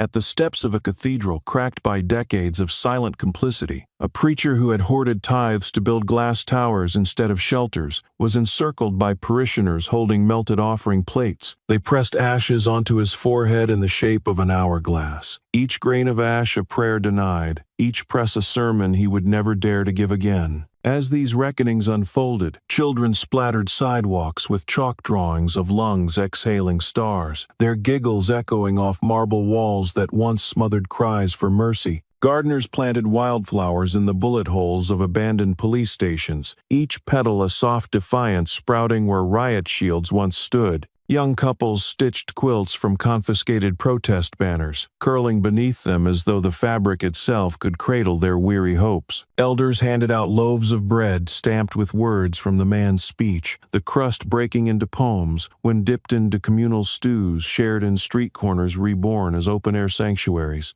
Across train stations, buskers played melodies so raw they stripped away decades of resignation, each note a gentle lashing against calloused complacency. Rooftop beekeepers painted their hives with slogans, the honey inside now golden whispers of revolt to be drizzled over bruised fruit at morning markets. In underground parking garages, once used for clandestine deals and hushed bribes, dancers spun beneath flickering headlights, each pirouette a declaration that bodies could be temples of memory rather than vaults for generational trauma. Along the riverbank, candlelight flickered from jar to jar as survivors floated paper boats inscribed with lost names, the flames reflecting against rippling water like galaxies waiting to be born. The man's voice reverberated through these veins of the city, threading through subway turnstiles and construction scaffolds, weaving a tapestry too bright to be torn by any single blade. It ignited murals in midnight alleys, pressed against ribs in crowded elevators, and shivered across eyelids before dawn's first breach. It hummed in soup ladles, in safety pins clasped at shirt collars, in the slow closing of eyes remembering those who never return. The city and now the nation leaned into his echo, their souls soldered together by a shared refusal to forget the price of silence. In that moment, every scar, every grave, every silent prayer crystallized into a legacy far beyond the lives of those who bore them. Children clutched their parents' hands tightly, elders stood taller, and in countless homes, candles burned beside cracked photos of lost loved ones. In the square where echoes collided like colliding stars, a former pharmaceutical magnate infamous for hoarding patents on life-saving medications was cornered by nurses and hospice workers in faded scrubs. They forced open crates of expired pills, showering him in a torrent of shattered capsules that stuck to his tailored suit like pale confessions, each fragment a ghost of a breath denied. Along a bridge shrouded in fog, a media executive who had broadcast lies to poison entire communities knelt beneath projections of his falsified headlines, each beam slicing across his face like public lashes, while teenagers spray-painted raw apologies around him in colors so bright they seemed to burn holes into the dawn. In a courtyard paved with old marble plaques, a property tycoon who evicted families to build glass towers was shackled to a bulldozer by tenants carrying eviction notices folded into paper cranes. They circled him slowly, chanting names of children who once sketched futures on those now shattered apartment walls, each footstep a gavel pounding against the marrow of his spine. Beneath a cathedral's cracked stained glass windows, a televangelist known for turning faith into currency faced parishioners holding charred offering plates. They poured melted gold over his shoes, hardening around his ankles like the very sermons he had sold, each drip a testament to every mother who chose between bread and Sunday tithes. Meanwhile,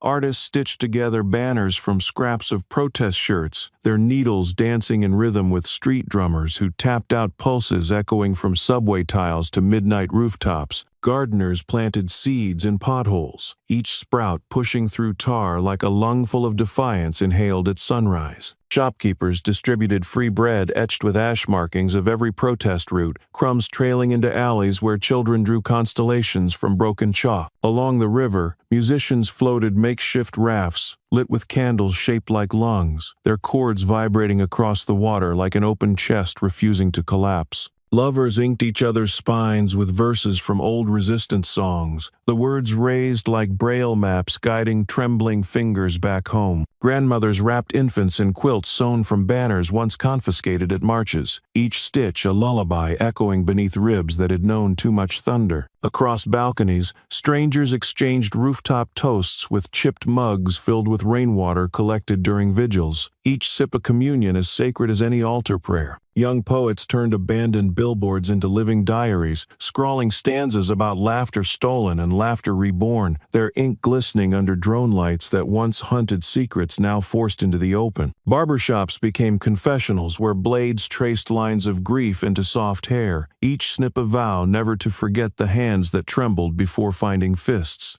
Buses rattled under the weight of chance, bleeding through metal and glass. Songs carrying the scent of sweat and rosemary oil from hands held too tightly to ever be pried apart again. Beneath the courthouse steps, an altar of broken megaphones rose like a forest, each mouthpiece filled with petals and shards of bottle glass, artifacts of nights when voices cracked but never snapped. Overhead, projectionists painted the skyline with silhouettes of marchers holding lanterns carved from courtroom files, each glow a thorn pressing deeper into the fabric of a city reborn. In basement cafes, survivors traced maps on napkins with trembling pens, each line a thread sewn into a tapestry larger than any single generation. Candle wicks burned low in windowsills, their flickers reflected in pupils that carried riots and lullabies in equal measure. In that cavernous hush between heartbeats, the man saw a million shadows stand taller, eyes igniting like kindling catching on a shared flame. They understood that the war for justice did not end with a single victory, but stretched endlessly into the horizon, each new dawn a battlefield demanding unwavering resolve. As the silent man descended the courthouse steps, the first stars of twilight winked into existence above. He paused, eyes catching the constellation above a sky that seemed to shimmer with the whispers of those who had fallen. He knew then that justice was not a finish line but an inheritance, a torch meant to be carried forward beyond any one man's lifetime. With one final glance at the crowd, he nodded, a silent benediction for the next generation to rise, to guard the light with claws bared and hearts ablaze.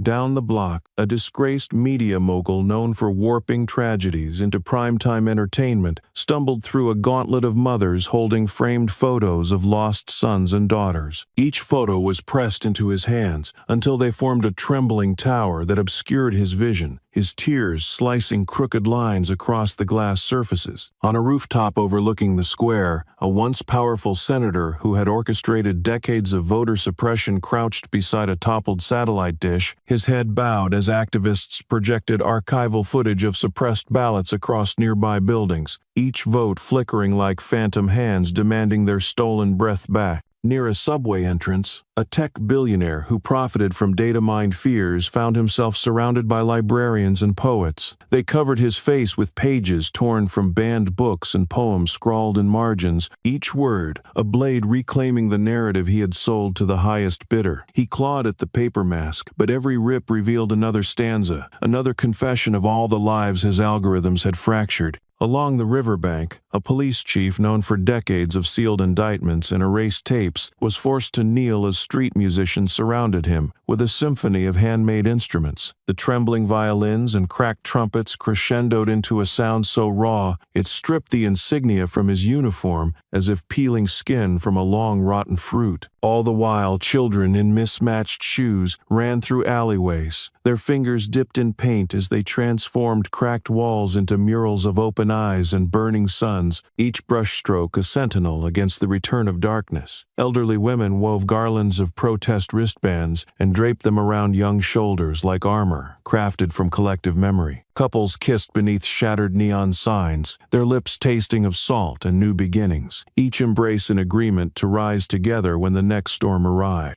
Lanterns carved from eviction notices and birth certificates floated along the city's veins, tiny fires tracing the silhouette of a community that refused to be snuffed out. In abandoned office towers, janitors and clerks set up altars of staplers and pens, small shrines to every late-night signature and whistleblower email that had torn open hidden vaults of corruption. At bus stops, strangers passed thermoses filled with bitter tea brewed from rainwater caught on protest nights, the steam curling into the cold air as a shared sacrament against complacency. Down cracked stairwells, graffiti artists inked vows onto steel doors, each letter throbbing like a heartbeat echoing in the marrow of the city. Street vendors passed out bread wrapped in newspaper clippings, chronicling victories long denied, crumbs sticking to fingers that now pointed toward a future no longer bartered in smoky backrooms. The last echoes of old anthems were swallowed by the birth of new hymns rising from subway grates and rooftop gardens, each note a talisman against silence. Between skyscrapers, sheets painted with slogans billowed like sails on a sea of asphalt, catching every gust as a promise to keep moving forward. The man felt the hush that fell just before a tidal wave breaks, the collective inhale of a city bracing to leap beyond its own shadow. And beneath that gathering night, the city did not merely stand, it thrummed with the pulse of a legacy too luminous to ever be extinguished.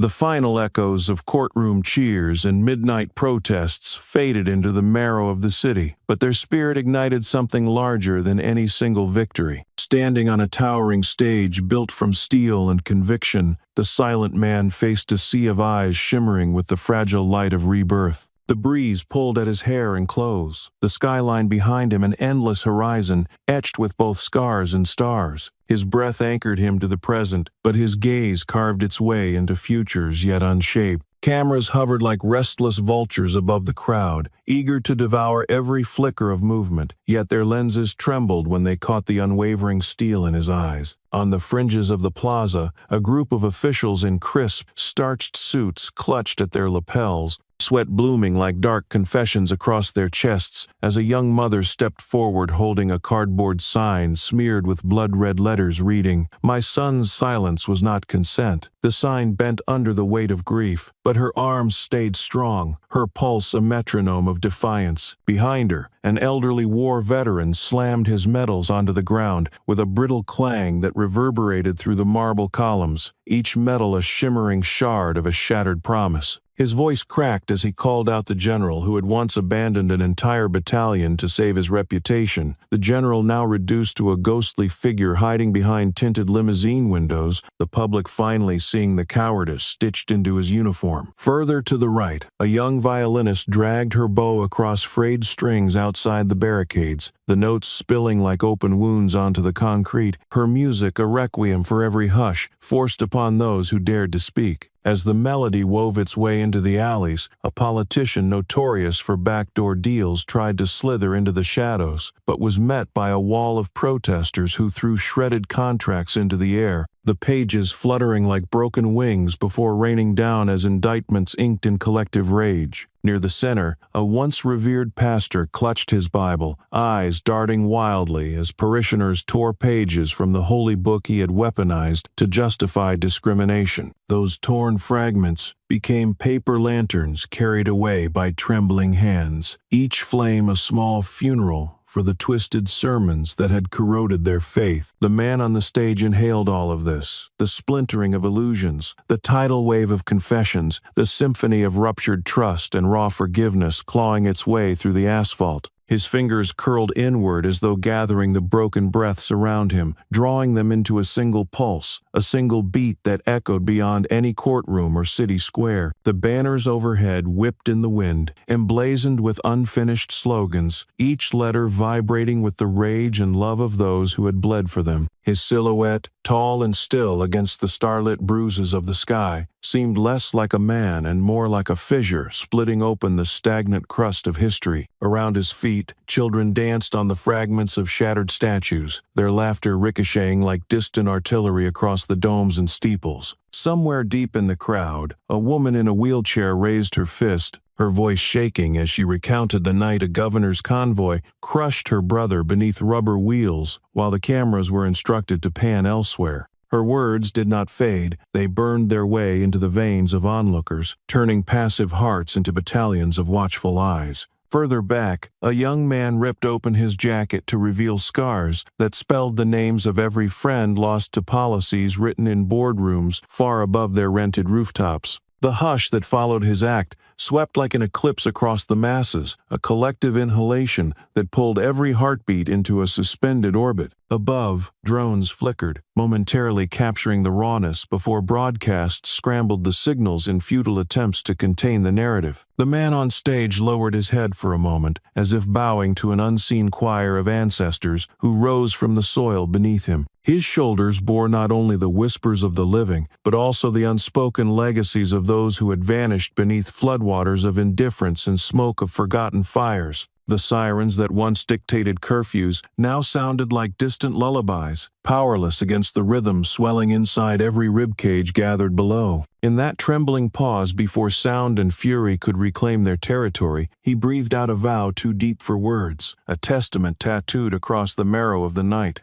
Raising his hands, he summoned silence more powerful than any battle cry. When he finally spoke, his voice rose not as a mere statement, but as a living flame. "This is not the end," he began, each syllable cutting through the humid night like a blade kissed by moonlight. "This is a beginning, your beginning. Every scar we carry is proof that we did not kneel, and every breath we take from this day forward must honor those who could not stand beside us." The crowd's eyes glistened, fists curled in quiet oaths, tears shimmered beneath neon signs and rooftop lanterns. In that moment, his words transcended language, vibrating in the bone-deep marrow of every listener. On the outskirts of the gathering, a disgraced senator attempted to slip away unnoticed, but a group of students blocked his path, pelting him with torn pages from budget reports he had doctored to divert funds from public housing, each sheet clinging to his sweat-soaked suit like confessions he could no longer bury. His spectacles cracked under a thrown water bottle, and the crimson trickle down his cheek reflected the digital billboards overhead screaming justice unpaid. A few blocks away, a celebrity preacher who had amassed fortunes from televised sermons found his mansion gates chained shut by former parishioners, their candles flickering in silent vigil as they recited the names of families evicted while he preached false salvation. His frantic calls to security guards dissolved into sobs as the golden crosses on his walls trembled under the weight of whispered betrayals. In a nearby subway station, a tech mogul known for outsourcing entire neighborhoods into bankruptcy was surrounded by commuters who scrawled messages in chalk across the platform floor. "Your profit is our orphanhood. We bled while you soared, and no algorithm can erase our grief." His designer loafers slipped on spilled coffee as he stumbled backward into an advertisement he once funded, boasting innovation for all, the irony staining his forehead like a scarlet brand. Meanwhile, high above in a glass-paneled office, a corporate lawyer who had defended corrupt ordinances watched in horror as her image was projected onto the skyscraper across from her, an unflinching close-up of her deposition tapes, her voice dripping with manufactured empathy as she justified mass layoffs. Outside her window, drones buzzed, spelling, "We remember," in pixelated defiance against the night sky, each letter a bullet in the silent war against institutional cruelty. Down below, the speaker's words ignited 1,000 simultaneous awakenings, each listener merging into a tide of breathing protest that coursed through alleyways, under bridges, and across rooftop gardens. They painted murals over decades-old propaganda, each brushstroke a hymn to the fallen, each color a testament to breaths stolen and dreams deferred. The pavement seemed to vibrate with the rhythm of stomping feet, a new heartbeat pulsing through every cracked sidewalk. Windows once shuttered in fear swung open, their curtains snapping like liberated sails as grandmothers leaned out, raising lanterns woven from old protest flags. Children traced his words on fogged-up glass panes, their fingers spelling promises that would outlive any regime. A violinist stood atop a burned-out bus, bow arm trembling as she translated the speech into a requiem that sliced through the city's spine, the high notes shattering surveillance drones that dipped too low in their greedy orbit. Amidst it all, stray dogs howled in eerie unison, their chorus echoing through abandoned church bells and rusted playground swings, an accidental choir stitching stray echoes into an unbreakable tapestry. Near the front row, a nurse dropped to her knees, pressing her blood-stained gloves to her chest, whispering apologies to patients lost beneath budgets carved by careless hands. An elderly florist crushed wilting petals underfoot, each crunch an oath to never again weave bouquets for ribbon-cutting ceremonies paid in hush money. The final crescendo of his voice swelled, catching on each rooftop, in each alleyway confession, flowing into gutters like rain that refused to be poisoned. His words coiled around lampposts and billboards, wrapped themselves around wrists once shackled by fear, and soared upward into the smog-thick night until they dissolved into a constellation only the brave could decipher. They became an anthem echoing from concrete walls to the trembling branches of City Park oaks. Below the stage, agents of the FBI stood shoulder to shoulder, their uniforms no longer shields of bureaucracy but banners banners of shared sacrifice. Their director stepped forward, voice somber but lined with steel. "We did not purge corruption alone," she declared. "We fought with you, bled with you, and we will continue to stand guard with you. This victory is ours together. But make no mistake, the shadows are patient, and the next battle is already stirring beneath our feet."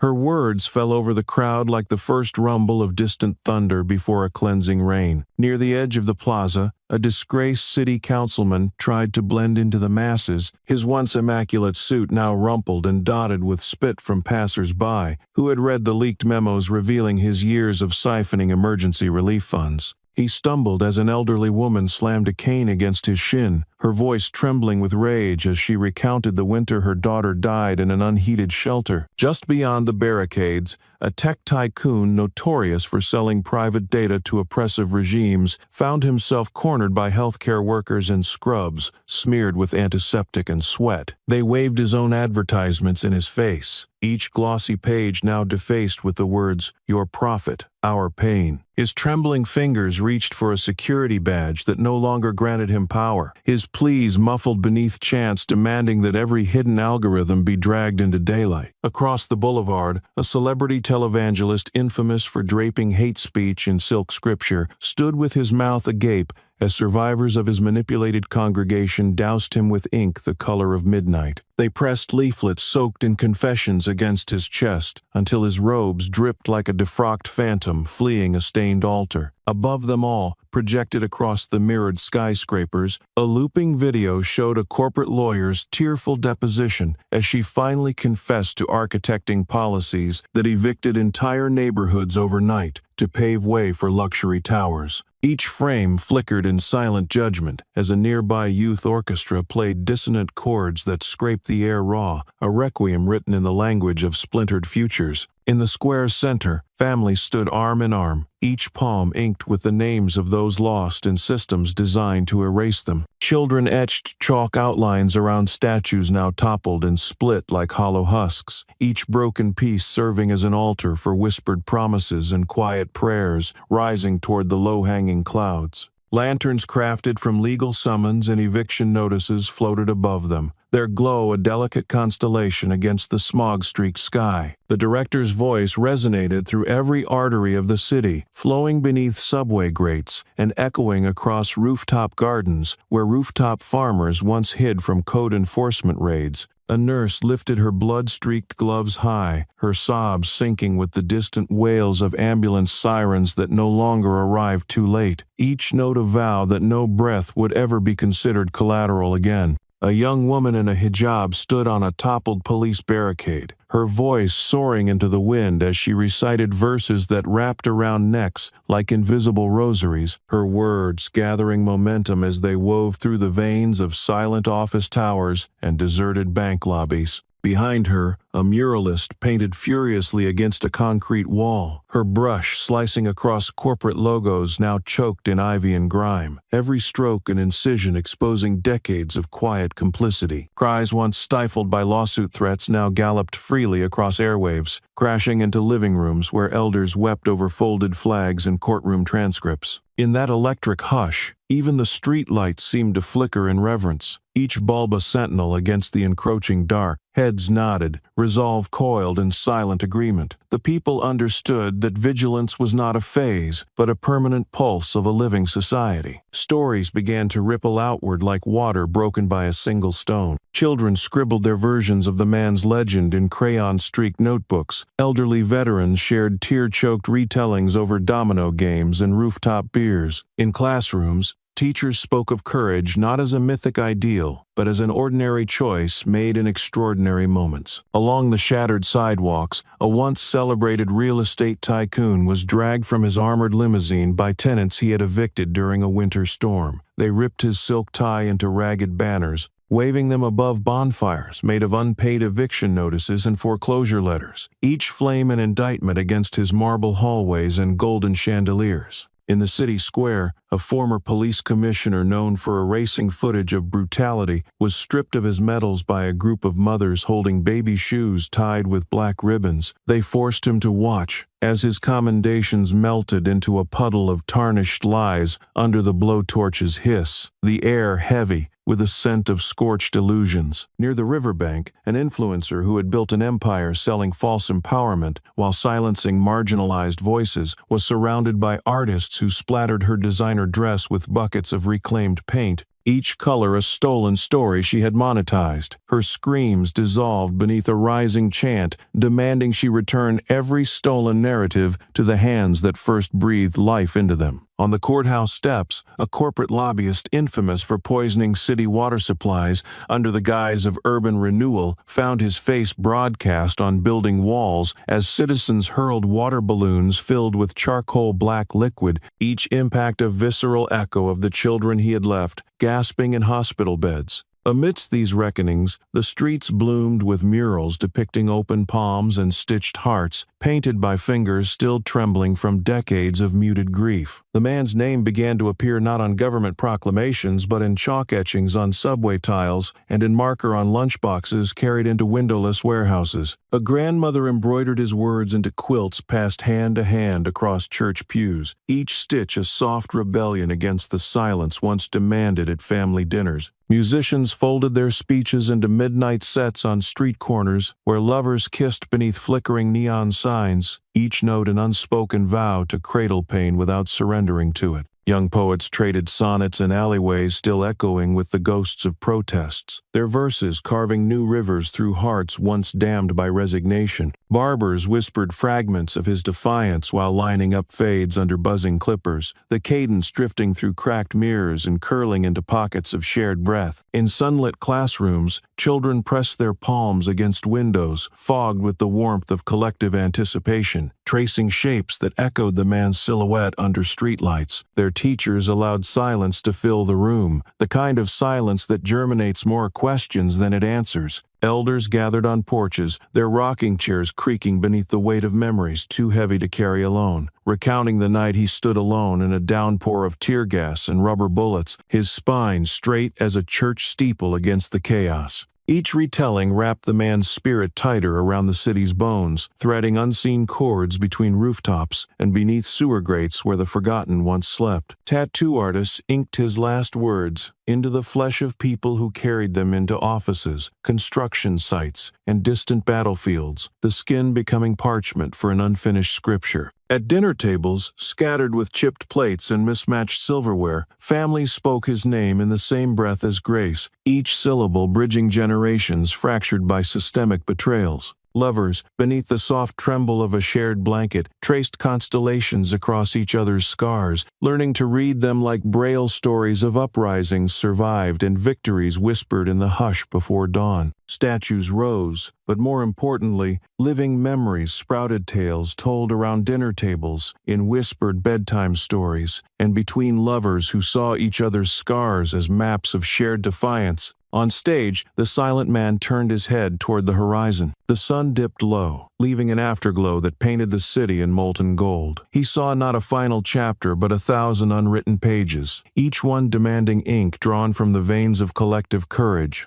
In the shadows of alleys and behind polished office doors, he knew new seeds of rot would try to bloom. In the heart of the financial district, a former CEO infamous for hollowing out pension funds in the name of aggressive growth tried to slip into a black sedan. But workers he had discarded like spent matches encircled him, forcing him to read aloud severance letters scrawled on crumpled napkins, each word slicing deeper than any boardroom betrayal. His designer cufflinks clattered onto the pavement, crushed beneath the boots of those whose mortgages he had stolen under moonless signatures. Across town, a social media mogul who once commodified outrage to inflate ad revenue found herself cornered by librarians and teachers, their fingers smeared with ink and graphite, thrusting banned books into her arms until she collapsed under the weight of stories she had silenced. Her frantic calls to moderators dissolved into a chorus of children reading paragraphs aloud, each syllable a dagger reclaiming a stolen narrative. Meanwhile, on the steps of a courthouse lit by flickering candles, A former district attorney known for burying evidence in exchange for campaign donations was met by families holding portraits of loved ones wrongfully imprisoned. They pressed the cold metal of handcuffs against his palms, urging him to feel the phantom ache that had haunted countless innocent wrists. His trembling lips parted to plead, but the chorus of mothers' wails drowned every syllable, their grief rising like floodwaters into the marbled halls behind him. In a once exclusive country club now overtaken by community gardeners, a developer who had paved over ancestral burial grounds was forced to dig with his own hands, unearthing headstones he had long buried beneath artificial lakes and imported roses. Each shovelful of earth stuck to his manicured nails like decades of unspoken curses. Elsewhere, street artists scaled billboards, their spray cans hissing into the twilight as they covered luxury watch ads with murals of calloused hands and tear-lined faces, every curve and color reclaiming sky once bought by silence. Beneath broken neon signs, old union leaders handed out bowls of soup beside tech interns wearing repurposed protest vests, their shared ladles bridging decades of forgotten solidarity. Children peered through chain-link fences, adorned with paper cranes folded from eviction notices, tracing each sharp edge as if learning a new language of survival. Somewhere in the crowd, a grandmother tucked a locket into her granddaughter's pocket, the tiny portrait inside bearing the face of a son lost to a policy meeting that never paused for breath or blood. Rooftops, once the stage for rooftop brunches and rooftop raves, now trembled under choirs chanting names once reduced to hashtags, voices rippling into the night like the soft rumble before a storm. Subway tunnels, painted over and scrubbed clean too many times, pulsed with drum beats from buskers who pounded rhythms no longer background noise, but declarations loud enough to collapse marble facades. The silent man felt each vibration as though it echoed in his own ribcage, a rhythm as ancient as the first heartbeat that dared to defy a king's decree. He watched as barbers etched resistance into fresh fades, as tattoo artists inked names along collarbones and spines, transforming bodies into living scrolls that no gavel or algorithm could redact. Above him, drones attempted to cast surveillance shadows, but instead captured mosaics of raised fists and locked arms, each frame a frame that refused to vanish into corporate archives. Down below, market stalls reopened, not for profit, but to trade bread for poems, carrots for confessions, coffee for lullabies, promising never to forget. Flickering street lamps threw silhouettes of entwined dancers spinning barefoot across cracked asphalt, each twirl a vow against tomorrow's quiet erasure. And in that glimmering twilight, he felt the pulse of a people who would no longer look away, who had learned to roar together instead of whispering alone. Lowering his gaze, he took one slow breath and nodded not in resignation but as a warrior greeting an old rival.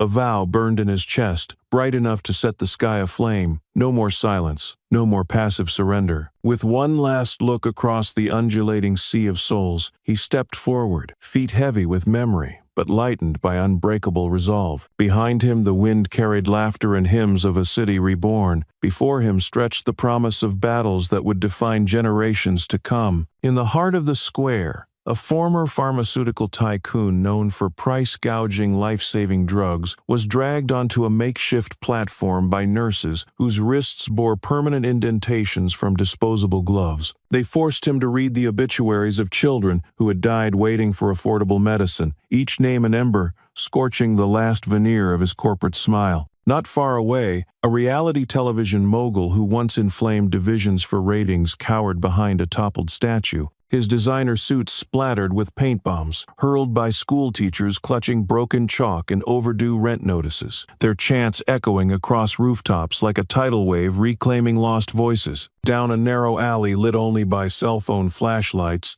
an influencer famous for exploiting charity stunts to gain followers found her designer heels confiscated by food bank volunteers who made her march barefoot through puddles shimmering with oil and forgotten prayers, each step a lesson in the taste of asphalt and humility she had long traded for sponsorships. At the riverfront promenade, a former police chief who had orchestrated decades of cover-ups faced a ring of elderly musicians, each with instruments dented from protests past. and they played a mournful dirge as he was stripped of his ceremonial badge, the music climbing into the air like a flock of crows scattering guilt into every hidden corner of his mind. Meanwhile, children repurposed riot shields into canvases, smearing colors that bled together like dawn against the night, each stroke an unspoken vow to inherit the struggle without inheriting its bitterness. Couples traced each other's faces with trembling fingers, as if memorizing topographies that might someday be needed to recognize each other through tear gas and smoke. Shopkeepers set up tables overflowing with bread loaves and handwritten poems, the crust and ink feeding a hunger far deeper than flesh. An old seamstress stitched protest slogans onto wedding veils and graduation gowns, her needle threading revolutions into every ceremonial threshold yet to come. On a rooftop overlooking the plaza, a violinist played a single aching note that seemed to pull stars from the city haze, a note caught in the throats of strangers who, for one breathless instant, felt every scar on every hand as their own. Beneath cracked neon signs, ex-offenders served soup to newly released detainees, ladling forgiveness and shared resolve into chipped bowls that clinked like quiet prayers. The scent of burnt paper from shredded legal documents drifted through the alleys, mixing with rain and sweat into an incense of absolution and defiance. Elderly women pressed sun-warmed peaches into the hands of teenagers, whispering blessings only audible between heartbeats. A young boy wrote the man's vow across his forearm in black marker, letters trembling but legible enough to glow beneath streetlights when he raised his fist. In the subway, graffiti bloomed like wildflowers across sterile walls, spelling out promises no authority could scrub away without scrubbing the marrow from the city itself. Protesters locked arms across bridges, their silhouettes casting shadows longer than any curfew ever imposed. From 1,000 tiny speakers hidden in storm drains and stairwells, fragments of the man's speech looped endlessly, a heartbeat refusing to be buried beneath concrete. Every heartbeat found an echo, every echo found a footstep, and every footstep carved a path too stubborn to be erased. The story did not end on that stage. It lived in the electric hum of streetlights, the warmth of clasped hands, the echo of footsteps marching ever forward. In that shimmering dusk, a single truth crystallized. Justice is a torch passed endlessly, and as long as hearts are willing to carry it, no darkness would ever be absolute again.